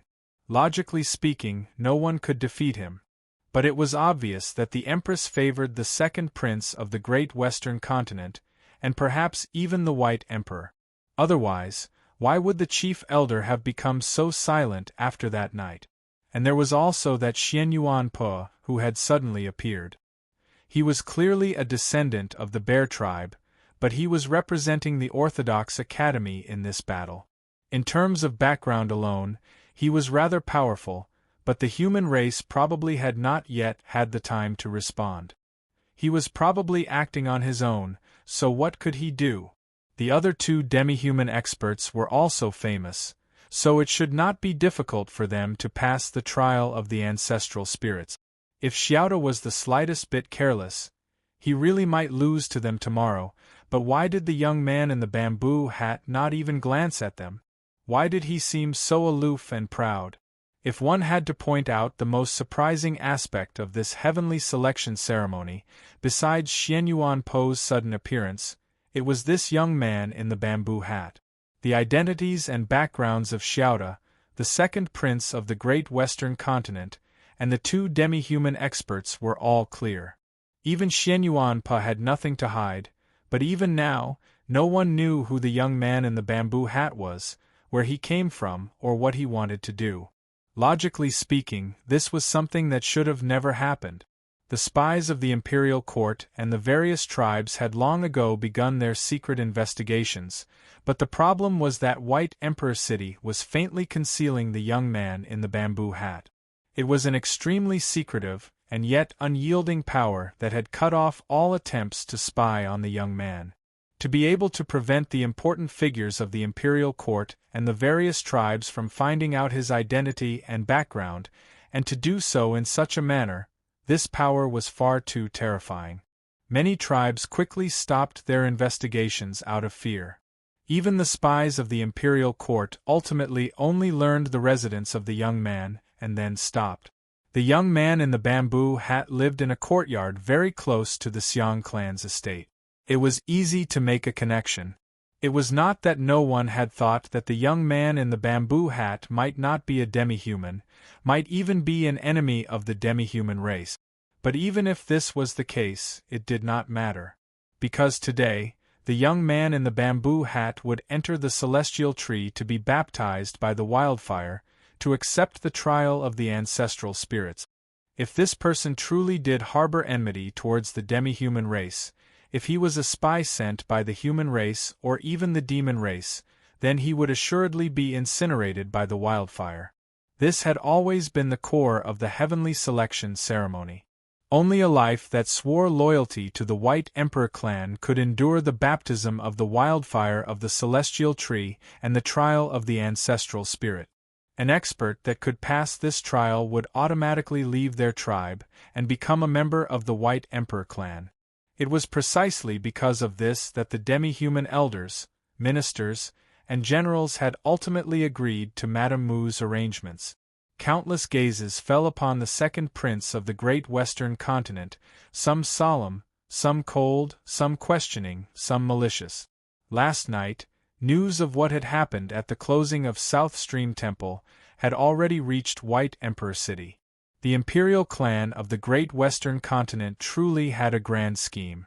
Could the second prince really be willing to transform his body and soul and become a member of the demi-human race? Even if by doing so, he might become the next White Emperor. Under countless gazes, the second prince of the great western continent turned to the demi-human elders, ministers, and generals. The morning light fell on his handsome face, but it was impossible to clearly see what he was truly feeling. There seemed to be some regret, some relief, but ultimately it transformed into calm. He said, "I withdraw." Chapter 964.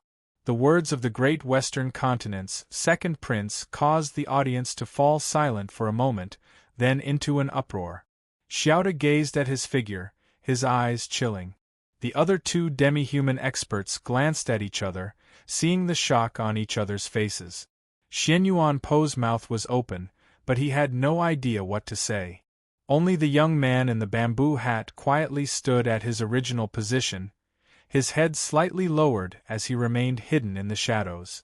Whether it was the rumors or the subsequent events, they all indicated that the Empress was prepared to marry Princess Luoluo to the great western continent's second prince. In the eyes of Xianyuan Po and the representatives of the Taoist churches and emissaries, he was the person they were most wary of. But today, he had suddenly announced that he would withdraw from the heavenly selection ceremony? Just what was going on here?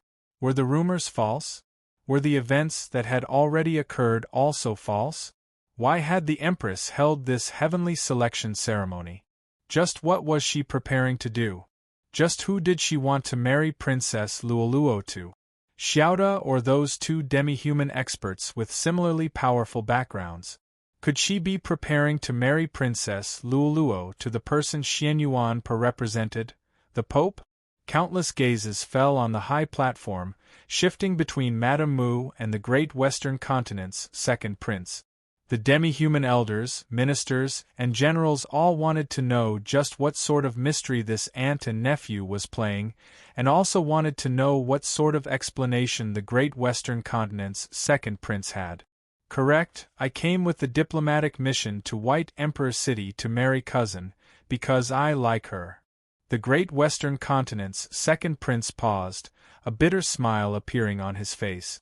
But since cousin already has someone she truly loves, why should I stick a knife in the middle? I don't want her to hold a grudge against me for this matter. Many gazes turned to Xianyuanpo. The great western continent's second prince's cousin was Luoluo. When he said that cousin had someone she truly loved, he was naturally responding to Xianyuanpo's words from yesterday. Before yesterday, not many people knew that Princess Luoluo loved her teacher, nor would they have believed it. But when Xianyuanpo said those words, many people suddenly realized that it was highly likely to be true. Regardless of whether the great western continent's second prince was speaking the truth or not, he had used this excuse to withdraw from the heavenly selection, so no one could say anything.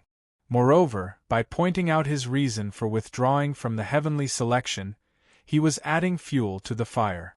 Luoluo and Chen Chongqing were assuredly under even more pressure. Madame Mu showed no reaction. The withdrawal of the great western continent's second prince had been part of her plan. Although his last words were not arranged by her, they had been tacitly approved by her. She was more concerned about one thing, or rather, that was the only thing she was concerned about. The morning light gradually became brighter. No one noticed that she seemed to be unintentionally looking in a certain direction, but in fact it was a very profound look. The young man in the bamboo hat was standing there. From the very start, Madame Mu had known who this young man was. Every time she thought about how this person dared to leave Shuilao City alone and come here, even she couldn't help but be deeply shocked. This was one of Black Robe's conditions. Although she agreed, she didn't believe it was that simple. Logically speaking, this young man in the bamboo hat should have been incapable of passing the trial of the ancestral spirits, so his fate was assuredly miserable. Of course, if it were any other young expert, in order to pass the ancestral spirits test and marry Luoluo, they might really take a huge risk and accept the baptism of the wildfire of the celestial tree to reconstruct their body and soul, becoming a true member of the Yao clan. Everyone wanted to become the next White Emperor. This was the greatest temptation that not even an expert of the proclamation of liberation like Xiaoda could resist. The problem was that given this young man's status, he could never become the next White Emperor, and he would not be willing. If there were people on the continent that could resist this temptation, this young man and the young Emperor of the Great Zhou were unquestionably the top two. So why had Black Robe proposed this condition? Why had this young man participated in the heavenly selection and was willing to take the risk of entering the celestial tree to accept the baptism of the wildfire? If it was just to form an alliance with the demi-human race and resist the increasingly powerful human race, there were many other methods. The Xiang clan leader did not look at the young man in the bamboo hat, but his attention had always been on him. What Madame Mu could not understand, he also could not understand. Moreover, he did not know the specifics of the agreement, so he was even more worried. He asked, "Will something happen?" Madame Mu replied, "Black Robe has always taken every possibility into account. Nothing should happen." After a pause, she indifferently added, "If something happens to him here, I believe that it will also be a good thing." The Xiang clan leader understood her meaning. After a moment of silence, he said, "The mountain-cleaving army reached the north of Tsong province last night. The mountain-cleaving army was the strongest army of the demi-human race. For tens of thousands of years, it had been stationed in the frigid north, keeping an eye on the movements of the demons."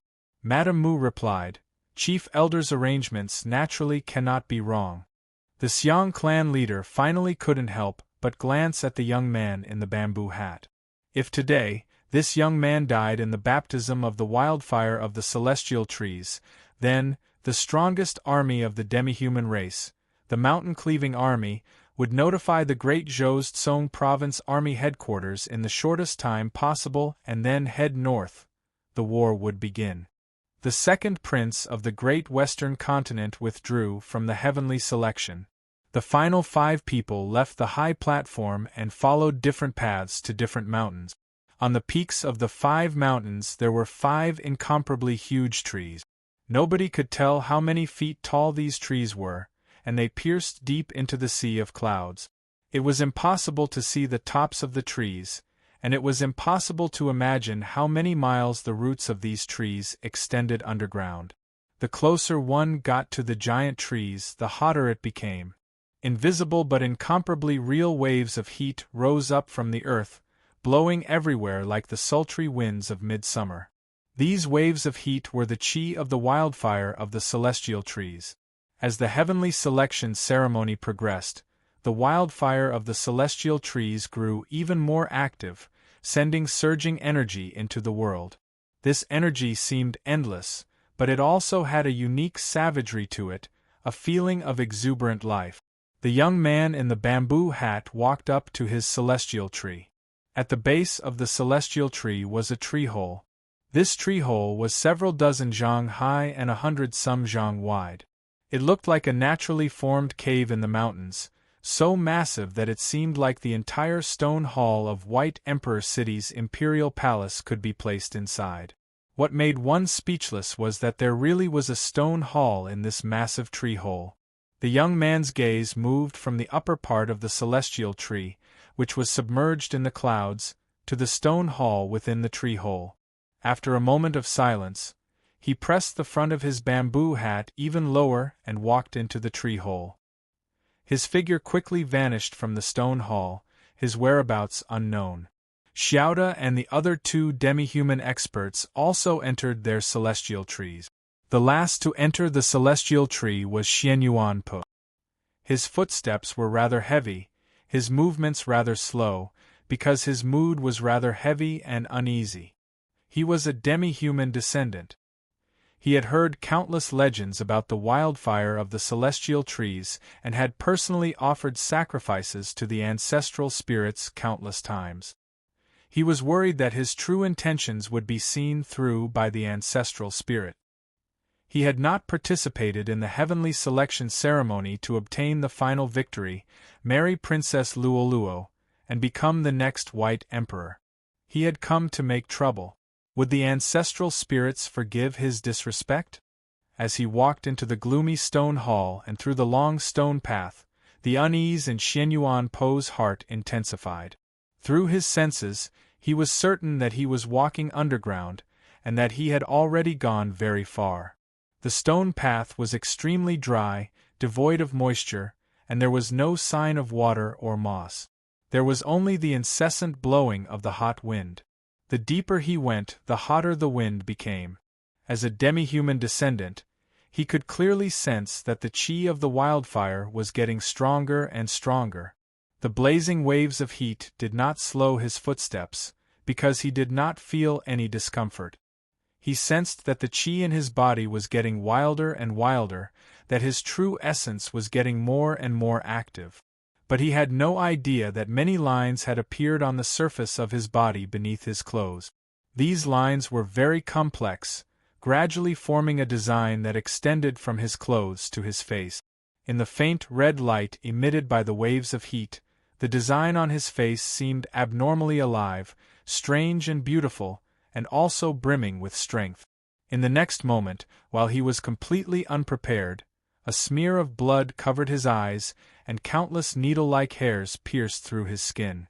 Accompanied by cracking sounds, his body grew taller, and he seemed to be filled with boundless might, even giving off a feeling of madness. He had gone berserk. Chapter 965. Just as Xianyuan Po went berserk, the waves of heat coursing through the stone path suddenly exploded into true flames. An extremely ancient aura was emitted from the patterns on Xianyuan Po's body, isolating the flames outside. But these true flames were the true form of the wildfire of the celestial trees, containing an unimaginable might. It caused the true essence and chi in Xianyuan Po's body to vibrate in sync with the flames, making them even more berserk. In an instant, they broke through his meridians and chi openings and surged in all directions. Xianyuan Po felt an unimaginable pain, like countless sharp knives, were constantly stabbing into his body. His face became incomparably pale, beads of sweat the size of soybeans dripping from his forehead. After a while, he could no longer endure.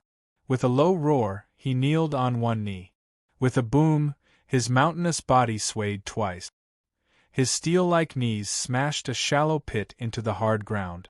The flying stone fragments tore open a few cracks in the wildfire, but they were quickly filled in the next moment. Because of those strange and beautiful patterns, the wildfire of the celestial trees had confirmed his identity as a demi-human, so it did not truly harm his body. However, the berserk true essence in his body could not be restrained from circulating at high speeds, ready to explode at any moment. Xianyuan knelt in the flames, his eyes closed, his expression in extreme pain. His heavy gasps for breath seemed like they would never stop. After some time, he finally opened his eyes and gazed at the stone path in front of him. The wildfire in the stone path had already vanished. His eyes had regained their clarity, but they still contained a lingering fear and reverence. Not long after Xianyuan broke through the baptism of the wildfire of the celestial trees, the two demi-human experts beneath the other two celestial trees also broke through. It was just that they were not like Xianyuan, who had received Chen Chongqing's golden needles to expand his meridians in the Orthodox Academy, so their situation was much more dangerous and they were in a much more miserable state. Their clothes had all been burned to shreds and their bodies were stained with blood. Their footsteps towards the stone path were extremely unsteady, as if they could collapse at any moment. Xiaoda was truly worthy of being the demi-human expert ranked second on the proclamation of liberation. The baptism of the wildfire had no effect on him. This was primarily due to the fact that his cultivation level was far higher than that of Xianyuan and the others, and also because he had once had the opportunity to experience the baptism of the wildfire many years ago. The one in the greatest danger was the young man in the bamboo hat, as he was under the greatest pressure. He was not a member of the Yao race, and did not have the presence of wildfire left behind by his ancestors in his bloodline. No matter how much pressure he felt, he could not create those strange yet beautiful patterns on his body and face to protect himself. In other words, he could only rely on his cultivation and strength to endure. Not long after he entered the underground from the stone temple in the tree, the wildfire of the celestial tree sensed that he was not a demon. There was no rising heat wave coming from the stone path. Instead, there were countless terrifying blazing flames coming at him. The wildfire of the celestial tree had no sense of gentleness or instruction to non-Yao lifeforms, only an extremely cold killing intent. As he sensed the heat and pressure contained in the flames, sensed the brutal qi that seemed to come from the wilderness, the young man slightly raised his head and gazed at a smear of red in the depths of the stone path, his expression turning grave. This was the baptism of the wildfire. Demi-human experts only needed to rely on their powerful bodies and firm wills to pass, as their bodies already had the qi of the wildfire. As for non-demi-human experts, if they did not want to be burned to death by the wildfire of the celestial tree, they had to open up their sea of consciousness and allow the wildfire to transform their souls. The young man naturally did not want to die, nor would he choose the latter. So what should he do? The extremely drought-resistant polestar grass growing in the cracks of the stone wall, invisible to the naked eye, was burned into several hundred wisps of smoke. A smoke-like curtain draped down from the edge of the bamboo hat all the way to the ground, protecting his body. The wild and brutal wildfire of the celestial tree fell upon his body, but it was kept at bay by the smoky curtain. Accompanied by extremely low and ear-piercing chewing sounds, the curtain became thinner and thinner, and the smoke became fainter and fainter. The grave expression on his face became more and more real, but there was no fear, only caution and a hint of curiosity. If he just stood in the stone path and endured the endless wildfire of the celestial tree, even if his bamboo hat was a true divine artifact, It would still be consumed until it became useless. He had to pass through the wildfire before the bamboo hat completely lost its effect. He walked towards the flames that filled the sky. The light smoke falling from the edge of the bamboo hat could protect his face and body, but it could not protect his feet. His footsteps were extremely heavy and slow. Every step he took would leave a clear mark on the stone floor. After an unknown period of time, the wildfire in the stone passageway suddenly disappeared. The light smoke falling from the edge of the bamboo hat was so faint that it could no longer be seen. A hint of pain occasionally flashed across the half of his handsome face that was exposed. In order to pass through this stone path covered in wildfire, he had suffered some injuries. It was very painful, but most of it was heartache. He had used 2 divine artifacts that had been passed down in the demon palace for many years. He didn't know when he would be able to recover. The young man in the bamboo hat stood in front of a swamp, saying nothing. He naturally knew that this was not a true swamp. Even from several dozen zhang away, he could feel the suffocating waves of heat assaulting his face. Even the edges of his clothes were somewhat brittle. This place was too hot, even hotter than the baptism of the wildfire in the stone path. He was probably deep underground. This underground cavern was extremely large and spacious. Countless roots of various sizes hung down from the ceiling. These roots extended in all directions, burrowing deep into the black walls. These were probably the roots of the celestial trees. Whether it was the black walls or the swamp, the temperature was inconceivably high. The rays of light that came from the stone path and from some unknown place scattered before they even had time to descend. It was a mystery why the roots of the celestial trees were still alive and well. The entire cavern gave off a hallucinatory feeling. A rock fell from the top of the cliff, and after 10 breaths of time, it finally landed in the swamp. A small hole was created in the surface of the swamp that was like frozen black oil. A flame shot out of this small hole, appearing like a dragon of fire. The flame landed on the walls of the cavern's ceiling and transformed into countless sparks that engulfed the roots and began to burn. The so-called swamp was actually lava. The young man raised his head to the ceiling of the cave. As he saw the burning tree roots, his expression flickered. The roots weren't actually burning.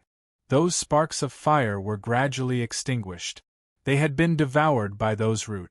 The celestial trees actually needed the underground lava as their nourishment? He had an exalted status and vast experience, but this sight still left him rather stunned.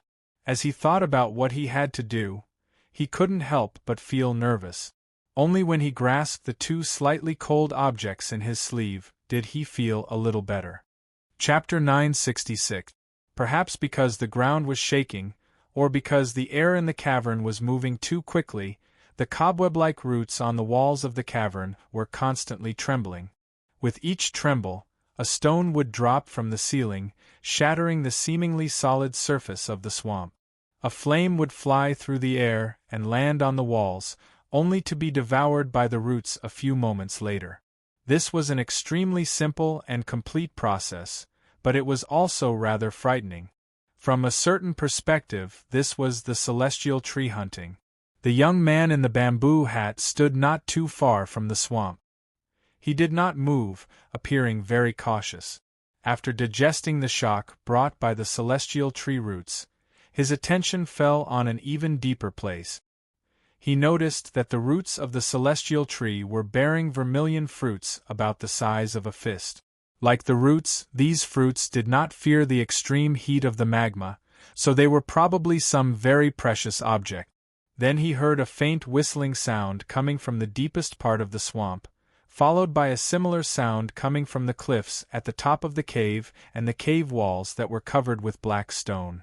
It seemed to be some kind of echo, but it also sounded like a specific sound made by a specific object in a specific environment. The entire underground cavern was extremely hot. Whether it was the roots of the celestial tree, the vermilion fruits, or the black rock walls, although there were no flames, It was easy to imagine that if something like paper or leaves fell into the cavern, it would definitely be burned into smoke in the shortest time possible. And the source of this heat? The swamp formed from magma. It was said that a solitary sun could not grow. Logically speaking, a scorching environment like this could not be preserved for long and would quickly crumble. But the wildfire of the celestial trees had been passed down in the demi-human race for countless years. His gaze fell on the black walls, gradually moving deeper. Although he could not see it with his own eyes, he could sense the existence of some object. This object was very small in size, but it was spread over a vast area in the cavern. It was like some sort of fragment, and its temperature was extremely low, exuding an unimaginable chill. The faint howl he had heard earlier was the sound of these frigid fragments clashing with the heat of the magma swamp. What could be so cold that it could resist the wildfire of the celestial trees? He quickly found the answer.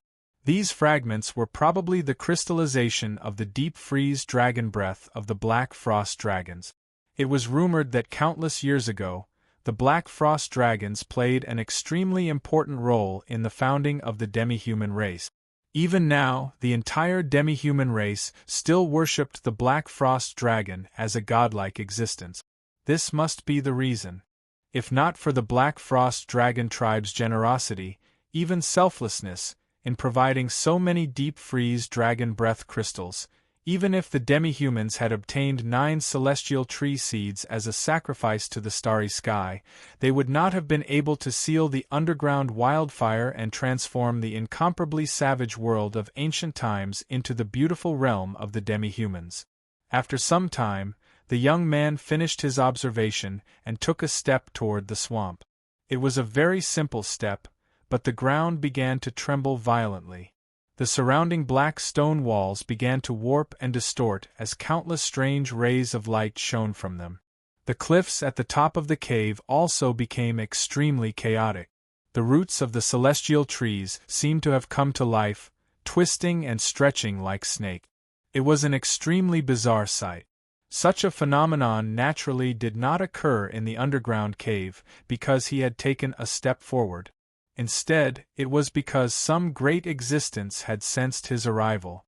As the ground quaked, more and more small stones began to fall from the ceiling, ultimately falling into the scorching swamp. Many holes instantly appeared on the surface of the swamp that seemed to be congealed black oil, and several dozen streams of fire began to pour out of these holes one after the other. The roots of the celestial trees in the cliffs at the top of the cave were unable to completely devour these descending flames in a short period of time, so the melted cliffs began to collapse even faster. Countless stones rained down on the swamp while countless streams of fire sprayed into the air. The entire underground cavern was filled with pillars of fire, weaving together and piercing through the ground. It was an abnormally magnificent and beautiful sight. The surface of the swamp was completely cracked open, the hot lava revealing its terrifying true appearance. It was constantly roiling like fruit pulp, or even more like blood, extremely bewitching. This lava was the source of the wildfire of the celestial trees. An unimaginably high temperature and pressure spread out in all directions. Although the light smoke hanging from the edge of the bamboo hat kept it at bay, the young man still began to sweat uncontrollably. In a very short amount of time, his clothes were soaked through. He took a handkerchief from his sleeve and wiped the sweat from his brow. He still did not seem disheveled, but rather very calm. The roiling lava exuded a terrifying heat, the chi of the wildfire enveloping the entire cavern. The countless pillars of fire seemed like some ancient sacrificial ceremony. Within these pillars of fire and red light, one could faintly make out some sort of picture, and then these pictures constantly changed. The young man's expression became abnormally grave as he stared at the pictures in the firelight. Even though he felt a stabbing pain in his eyes, he refused to blink. These pictures began with a city and a tall mountain, and then a plateau in the middle of the mountain. Then there were countless creatures, some common, such as elephants, lions, tigers, and wolves, while others were mystical, such as dragons and phoenixes. Then there were cows, sheep, geese, and horses. The young man stared at these pictures, a startled expression on his face. What sort of star is this? All these pictures ultimately vanished into the wildfire. The roiling lava parted like the sea, transforming into a platform shaped like a lotus. An elder wrapped in animal hide and with long hair draped over his shoulders appeared on the platform. This old man was obviously not real. He was just a projection of his mind. The cavern was spacious and several hundred zhang high, but this elder seemed to be tens of thousands of zhang tall, standing between the heavens and the earth. The young man stared at the elder in the wildfire, his expression unprecedentedly solemn, his pitch-black eyes brimming with wariness. The elder seemed like a true god because, from a certain perspective, he was a god. He was the ancestral soul of the demi-human race. Beneath the other celestial trees, the ancestral souls of the demi-human race also appeared. Xian Yuanpe felt his body become abnormally heavy. Not daring to put up any resistance, he kneeled on the ground. The other two demi-human experts were even worse off. They had already kneeled on the ground, their bodies trembling as if they might faint at any moment. Xiaoda's condition was a little better, but only a little better. His face was pale, his eyes closed as he silently prayed, hoping to receive the blessing of the ancestral soul. The young man did not kneel. He only silently gazed at the figure of the ancestral soul in the wildfire, his thoughts inscrutable. Suddenly, the ancestral soul opened its eyes. Beneath the different celestial trees, the ancestral souls opened their eyes. A ray of light seemed to break through the boundary between mind and matter, falling upon Xiaoda, Xian Yuanpe, and the other two demi-human experts. This ray of light also fell upon the young man. His face was abnormally pale in the light, but his eyes were bloodshot. This was because he was very excited, even somewhat deranged. It really is sacred light. Chapter 967. This light was brimming with the qi of life, but it also possessed the power to destroy all things in the world. This light was not pure white, nor was it gold. It was mottled and complex, not pure. What was the wildfire of the celestial trees? The waves of heat in the stone path were not, nor were the pillars of fire shooting out of the swamp. This was the true wildfire. Countless years ago, the ancestors of the demi-humans obtained the true origin of the wildfire and hid it deep in the magma. Later on, only demi-human experts with incredible potential and talent had the chance to enter the depths of the celestial trees and sense the qi of the wildfire, using it to comprehend the true meaning of power. But why had the young man in the bamboo hat said this? The wildfire of the celestial trees was sacred light? Sacred light from where? From the Li Palace? From Holy Maiden Peak? Or was it from that faraway continent? The massive projection of the ancestral spirit of the demi-humans fell into the spiritual worlds of Xiaoda, Xian Yuanpe, and the others. The underground cave was filled with flames. They silently kowtowed to the tall figure in the flames. They didn't mobilize their true energy to protect their bodies, and they didn't even dare to have any thoughts of resisting. They just let the beam of light that came out of nowhere hit their bodies. As long as their loyalty and courage gained the approval of the ancestral spirit, the wildfire would enter their bodies. In a very short amount of time, it would transform and strengthen their bodies. Compared to the obstacles and improvements in the stone path, this was the true baptism of the wildfire. The young man did not kneel, did not close his eyes, and certainly did not pray. He stood in front of the sea of fire, his hands held behind him as he quietly gazed at the colossal ancestral spirit and sensed the qi of the wildfire. It was impossible to tell what he was thinking. He had taken the enormous risk of leaving Xuelao City to come here naturally because he wanted to express his sincerity in allying with the demi-humans, but that was the least important reason. He had truly come to White Emperor City for three things. The first was to investigate the secret of the ancestral spirit of the demi-humans and the wildfire of the celestial trees.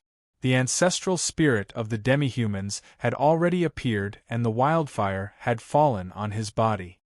He and the military advisor had finally confirmed a conjecture that had existed for a very long time. The wildfire of the celestial trees truly was sacred light. To him, this was an extremely important matter. It could help him fill in the picture called history even more clearly.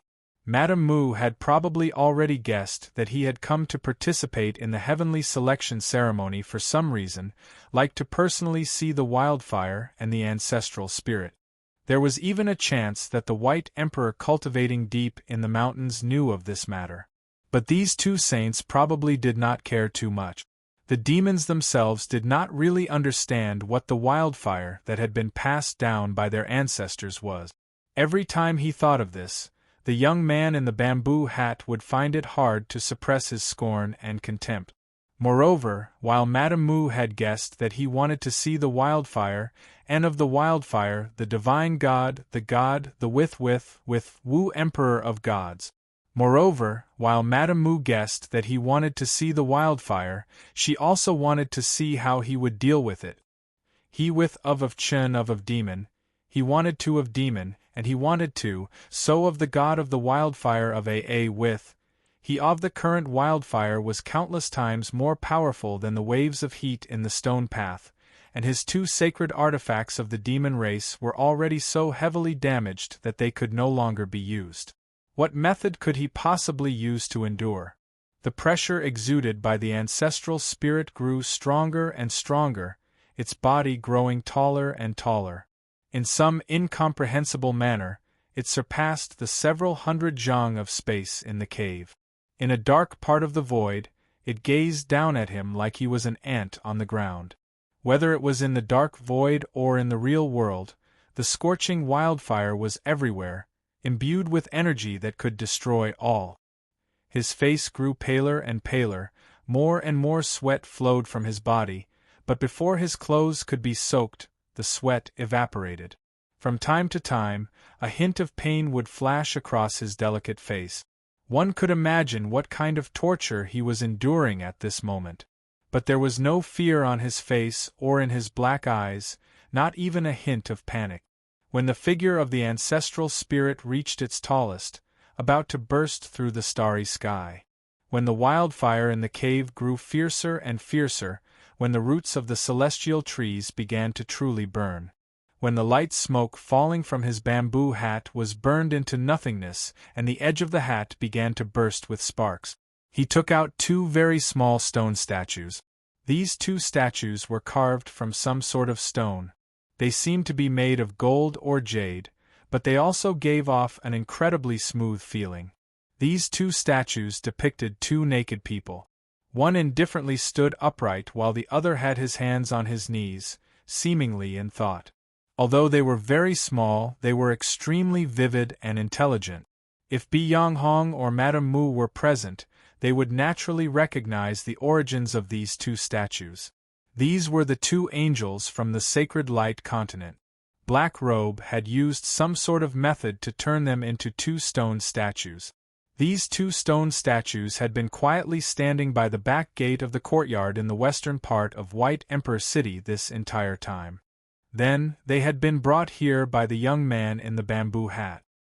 He gripped the two angel statues and extended them into the wildfire. The wildfire that filled the sky seemed to sense something.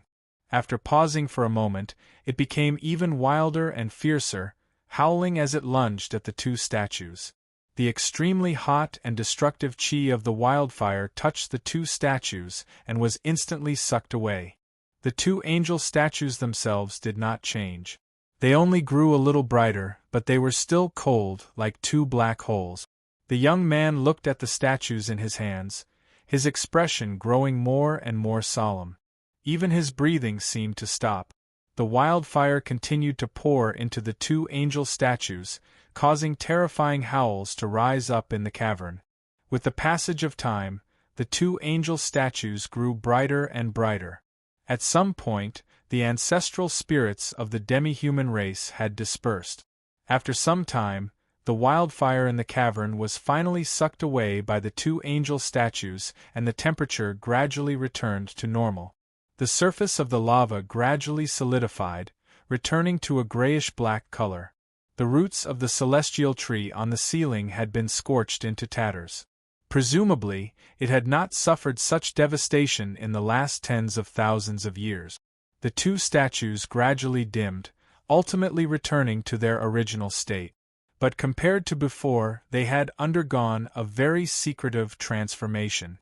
The lines on the statues had become more realistic, the emotionless faces of the angels more vivid. One could even faintly feel their eyelashes blink. It was like they really would come to life in the next moment. The young man looked at the two statues in his hands, many emotions appearing in his black eyes. There was wariness and fear, mockery and worry. These emotions were incomparably complex, ultimately transforming into a tinge of confusion. The first to end the baptism of the wildfire was Xiaoda, followed by Xianyuanpe. The other two demi-human experts had not yet returned to the high platform.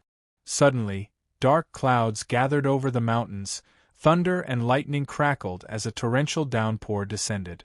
Mist rose from the mountains, a strange sight caused by the evaporation of the rain by the wildfire. Xiaoda suddenly turned to look at a certain mountain to the northeast. The moment he turned, the Xiang clan leader and many of the ministers and generals of the demi-human race also turned their gazes in that direction. The mist in that mountain was so thick that it instantly shrouded an area of several dozen li, and then drifted into the sky.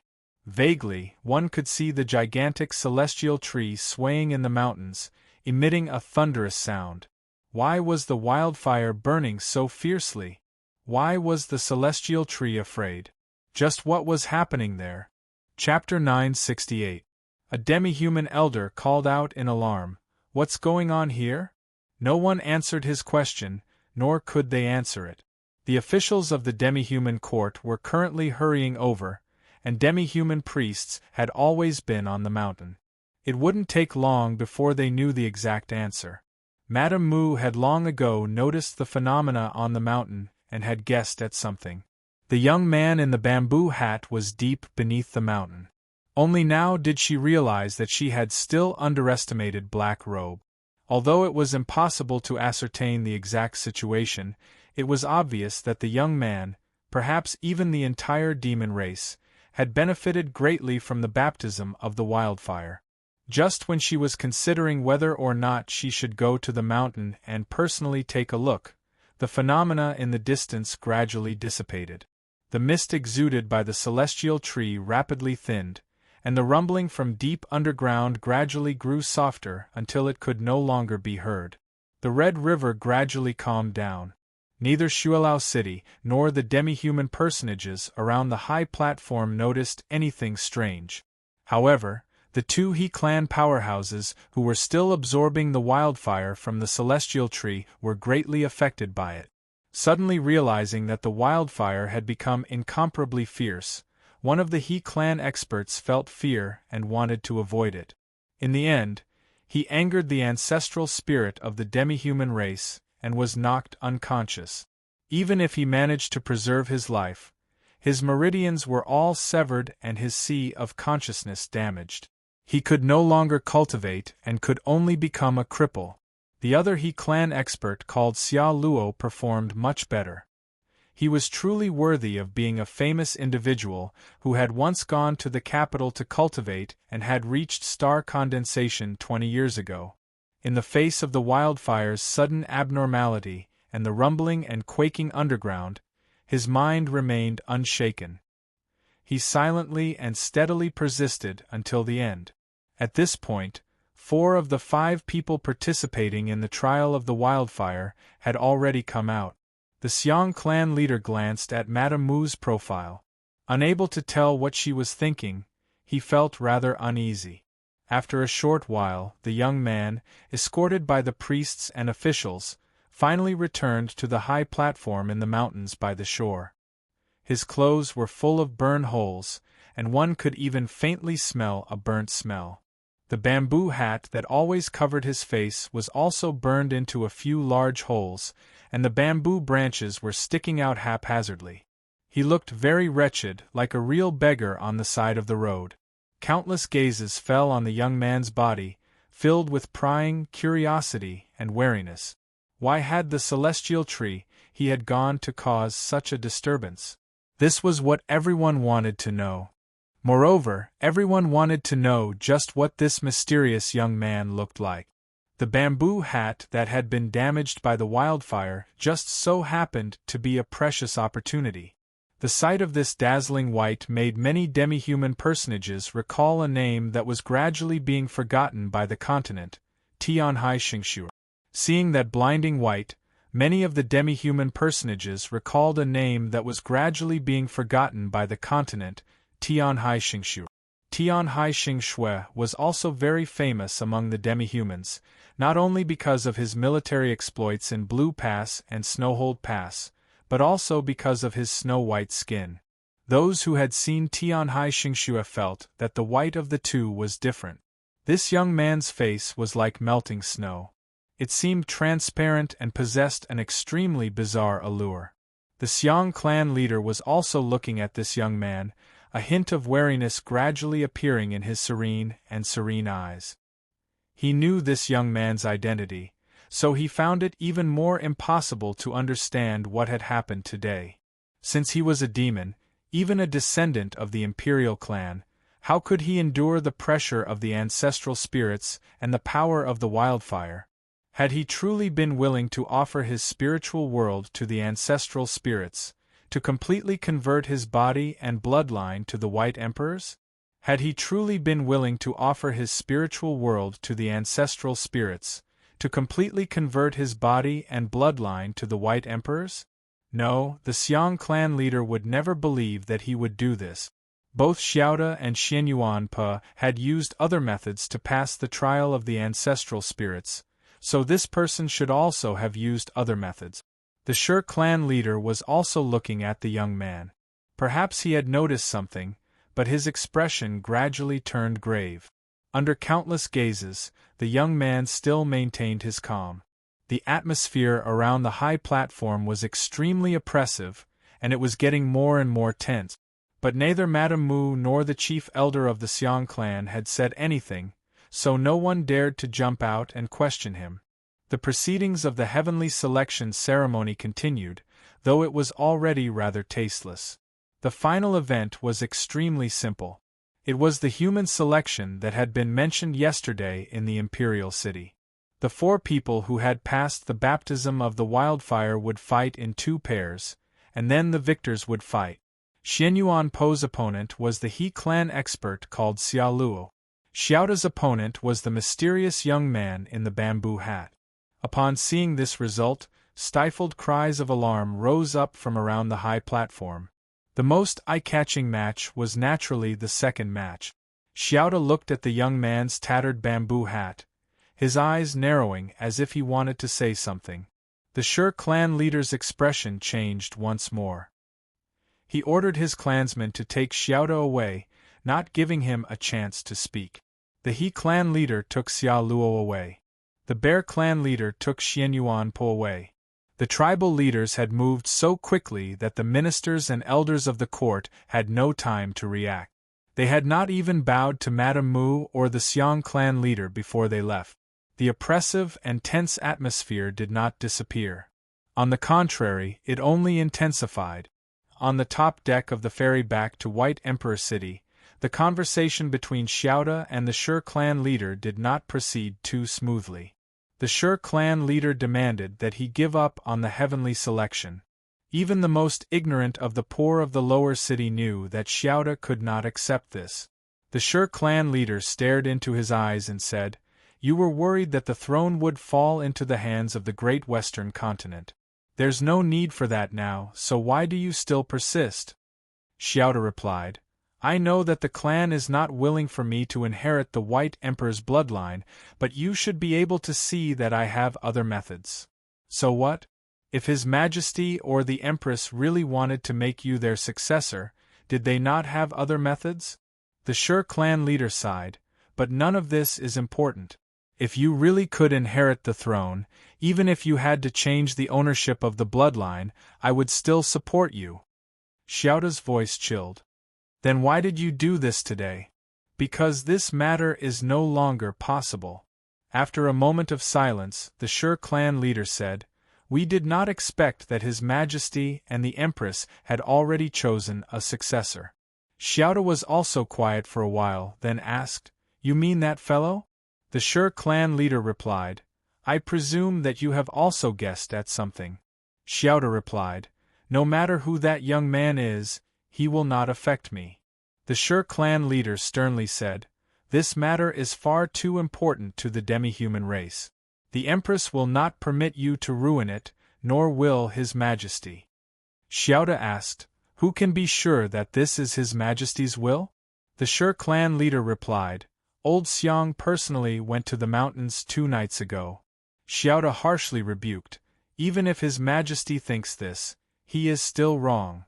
Chapter 969. There were some minor problems with the plot in the last few sentences of the last chapter. I have modified them in this document and report them to everyone here. The battle of divine domain experts that had taken place in the sky a few days ago, the activation of the strongest seal on the 2 shores of the Red River to cut off communication, the Great Western Continent's diplomatic mission, and the abrupt heavenly selection ceremony, all of these recent events had made the atmosphere in White Emperor City abnormally oppressive and tense. Just because the demi-human leaders and powerful figures like them had maintained their silence did not mean that they were truly indifferent.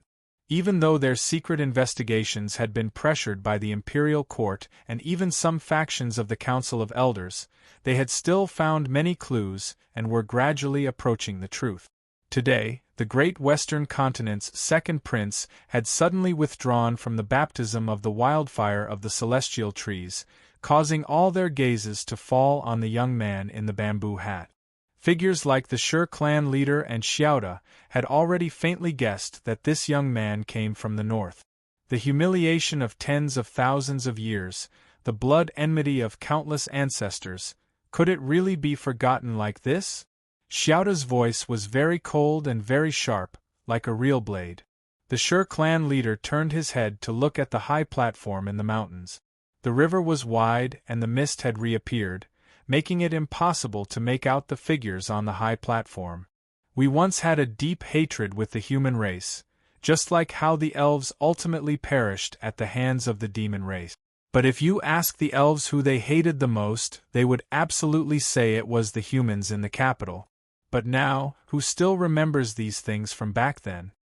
The ancestral plains of the elf race had been occupied by the demon race and later reclaimed by the human race, but the few remaining members of the elf race did not choose to return to the plains. Instead, they preferred to travel tens of thousands of li across the ocean to live in the distant Great Western Continent. Presumably, this was related to their bone-deep hatred for the human race. The relationship between the humans, demi-humans, and demons living on this continent was far too complicated. There were far too many grudges in history, and it was very difficult to explain them all in a few words. But Xiaoda was a person who lived in this era. He had a natural inclination toward emotions, and he deeply disliked the demon race. "Even if we form an alliance with Shuelao City, why hold the heavenly selection ceremony? Could it be that we will welcome a foreign race as emperor?" Even if it was just saying these words, he felt that it was very difficult and heavy. His teeth felt cold and even a little painful.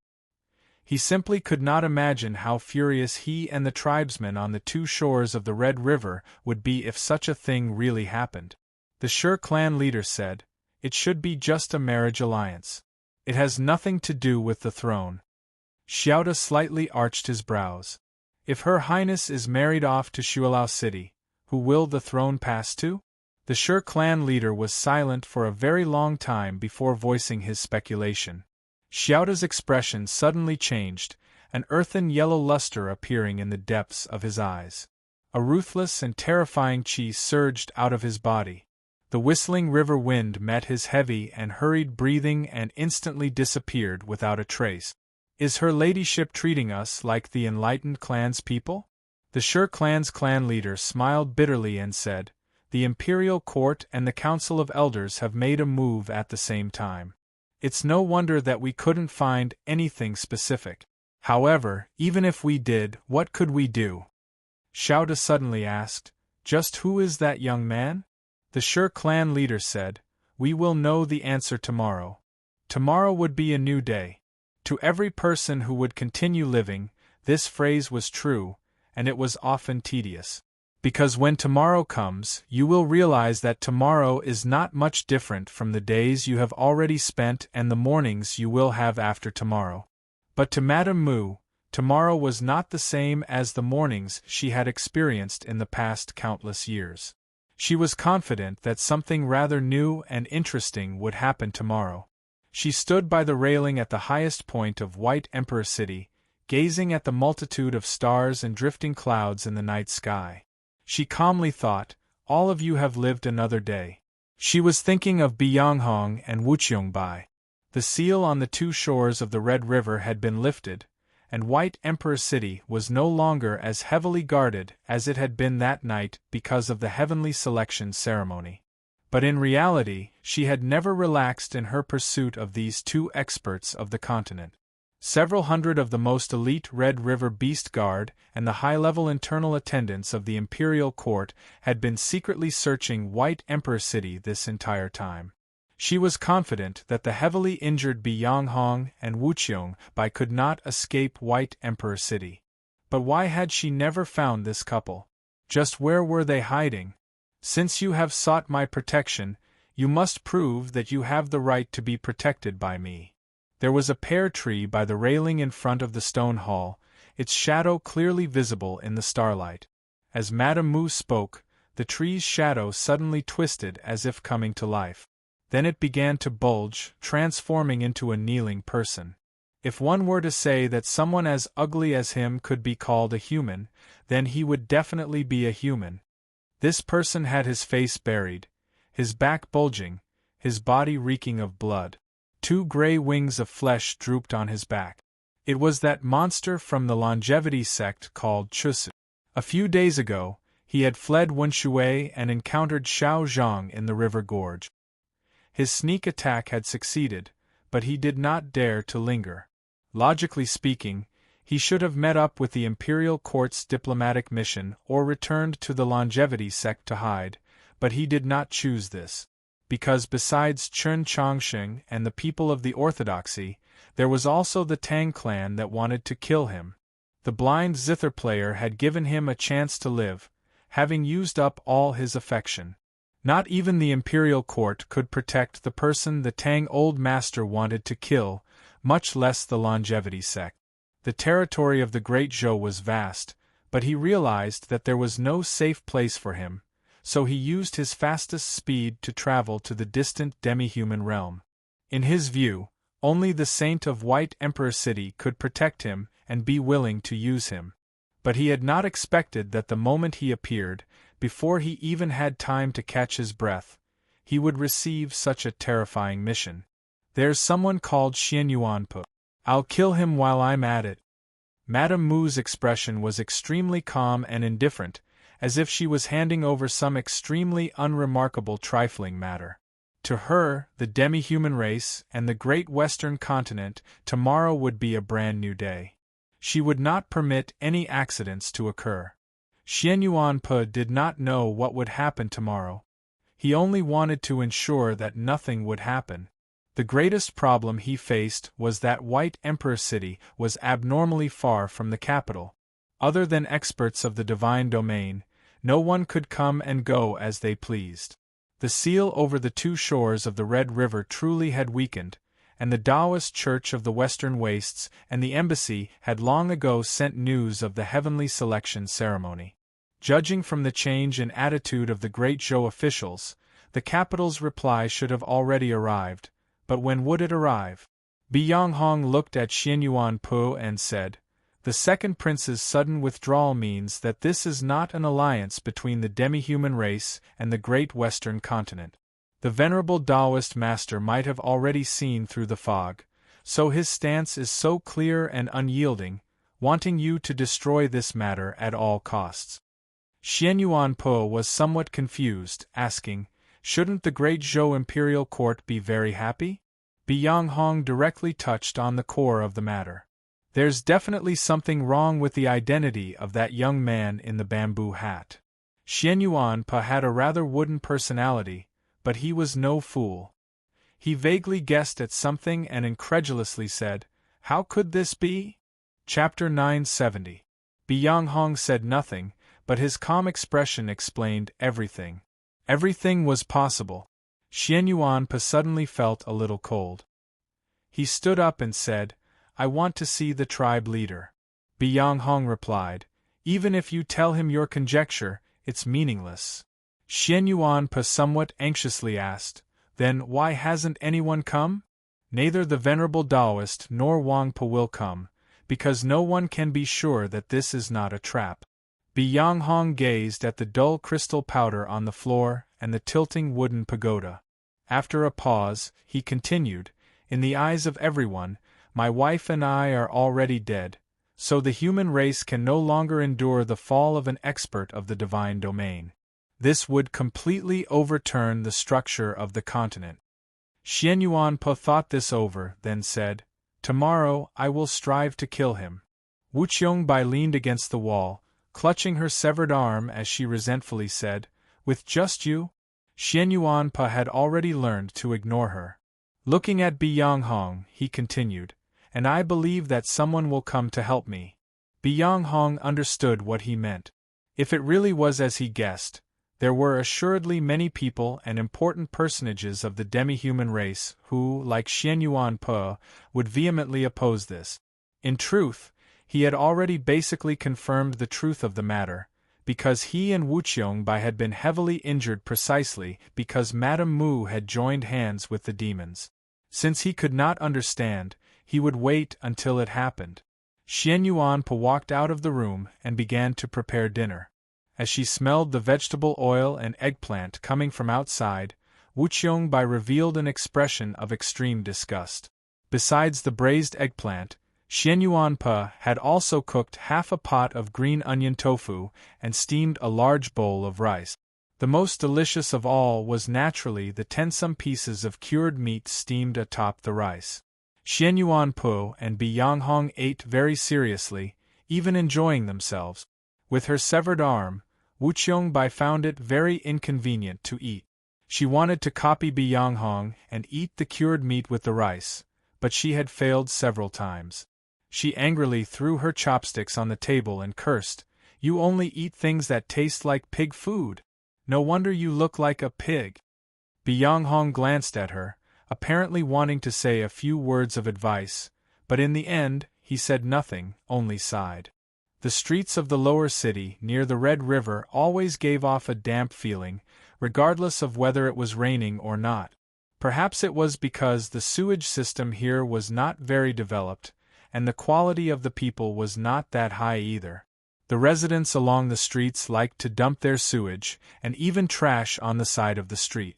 A shadow slowly floated through the streets filled with trash and oily sewage. It walked down the stone steps and finally arrived at the pine paths. For the past 2 nights, the pine paths had been completely different from before. It was much quieter, but that did not mean that there was no one here. The streets were crowded with people. The warriors of the Bear tribe, the steward of the Tang clan, and 10 odd cultivators of the Heavenly South, the archbishop of the Taoist Church of the Western Wastes, and dozens of priests had surrounded this place so tightly that not even a drop of water could trickle through. However, one could not hear any noise here. If one did not listen carefully, one would not even be able to hear the sound of breathing. With such a vigilant and meticulous defense system, even experts of the Proclamation of Liberation like Xiao Zhang and Xiao De would find it very difficult to infiltrate. But for the Shadow, this wasn't too difficult, because he cultivated the Yellow Springs art. He was innately filthy, and was most proficient in escaping through the earth.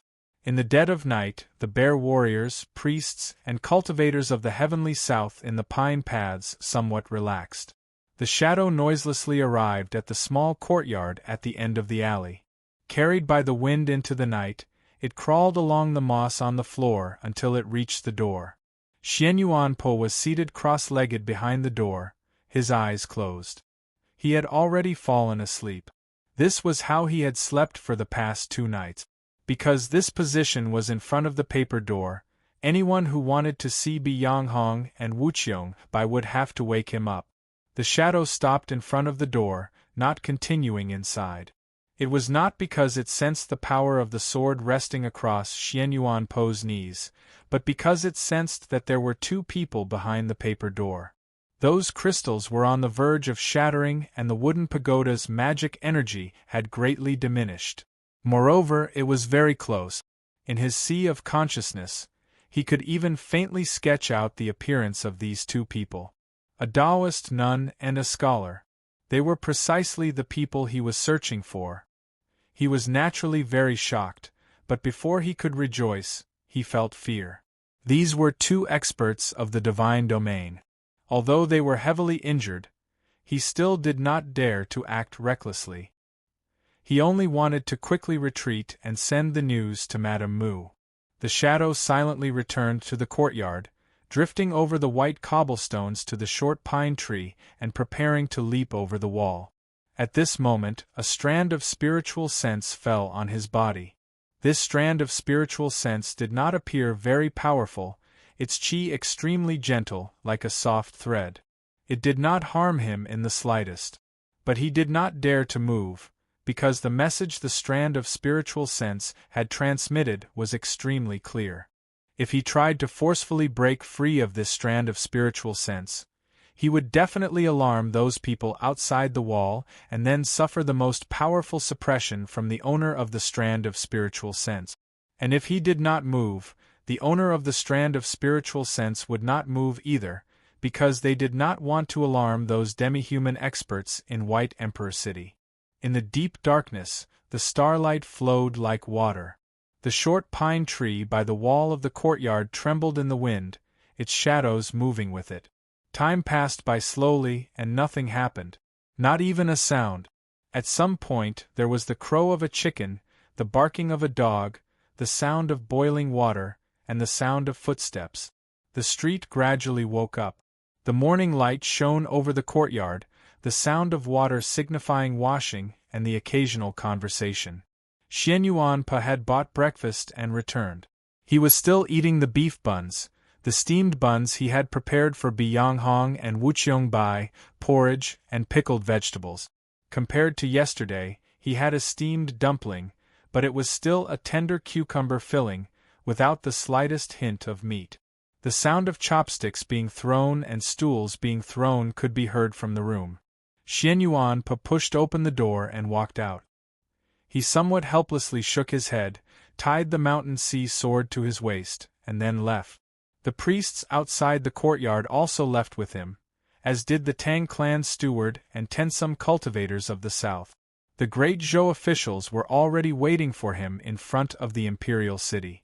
The people of this street would all go to the imperial city to watch the excitement, so the pine paths this morning were much quieter than usual. The small courtyard at the end of the alley was even more so quiet that it made one's heart palpitate. The morning breeze rustled the short pine tree, causing its shadows to sway. The shadow was lifted up like a sheet of paper. Chusu removed his technique of concealment, revealing his true body. A mist gradually began to emerge from the small courtyard, preventing the morning light from penetrating it. In the brick path by the wall, several small silver fish were lying on their stomachs, already dead. The short pine tree was also gradually turning black, as if it had not been washed by rain for many years, covered in a thick layer of filth. Moss began to grow on the neatly piled firewood, and the wooden floor became somewhat damp. The entire courtyard became extremely humid, and it felt a little stuffy. This mist and damp all came from Chusu's body. Sweat gushed out of his muddy body, soaking through his tattered clothes and transforming into a poisonous mist. That strand of spiritual will was still attached to his body. After the long night, he was no longer able to persist for much longer. Right now, there were only two paths in front of him: retreat or advance. But no matter which path he chose, he needed to break free from that strand of spiritual will and make the most resolute choice. Without hesitation, he chose the former and prepared to flee. That was how he had survived in the deep ravine that the longevity sect had concealed with a grand formation. Later on, he had also survived the encirclement of the snowy plains demon experts. As long as he could live, he was willing to do any shameless thing and use methods 1,000 times crueler to take revenge in the future. Under this strand of spiritual will, he did not dare to carelessly use the earth escape technique. Using the mist as a cover, the ugly wings of flesh on his back silently tore through his clothes and began to move. But in the next moment, he stopped, the flapping of his wings gradually slowing down. He stuck out a blood-red tongue and licked his dry and cracked lips, smiling. His smile was very unsightly, like the corpse of an insect cracked by the sun. He turned to look into the mist and chuckled in his unpleasant and shrill voice. "So it turns out that you were just scaring me. For an entire night, you did not attack me, not because you were worried about alarming Madame Mu or the other demi-human experts, but because your injuries were too severe and you simply could not attack. Moreover, you also did not want that fellow called Xianyuan Pe to take the risk of clashing with me, so you left behind this strand of spiritual will." The morning light fell upon the courtyard, somewhat brightening it, illuminating the deep confusion in Chusu's gloomy eyes. "You would rather take the risk of facing me alone, and perhaps even the endless stream of demi-human experts that might follow, than expose me last night and have that fellow called Xianyuan Pe take a little risk. Why is this? Could that fellow be Sir's last disciple, or an illegitimate child?" He slowly walked forward. The mist gradually parted, revealing the silhouette of the house. There was no sound from within the house, nor was there anyone to answer his question. Chusu walked to the front of the house. He only needed to walk up 2 steps and his hand would be able to touch the door. His body was somewhat trembling out of nervousness and excitement, and of course, there was also that lingering fear. Although he was extremely certain that the situation was as he had said, when he thought about how he was about to face such a legendary couple, he still found it impossible to suppress his fear. If he could, he would never have stepped onto these 2 steps, would never have pushed open the door, would never have even come to the front of the house. Sweat gushed out of his short and small body. The mist grew thicker and the wooden floor grew wetter and wetter. Mushrooms sprouted from the pile of firewood and then rapidly rotted away. The pillars and all the wooden objects in the house began to rapidly decay and then fester. A damp and pungent odor enveloped the entire courtyard. With a crack, the front door of the house completely collapsed, revealing a paper door through which 2 figures could be faintly seen. A sigh came from behind the paper door. The emotions contained in this sigh were not complex, nor were they too sorrowful. It was a very simple sigh, one that seemed exceptionally calm. The hot and humid mist soaked through the wooden door. The paper was soaked and then curled up. As the wooden frame collapsed, it fell down like snow. In the snow-filled sky, Bi Yanghong and Wuqiong Bai sat against the wall.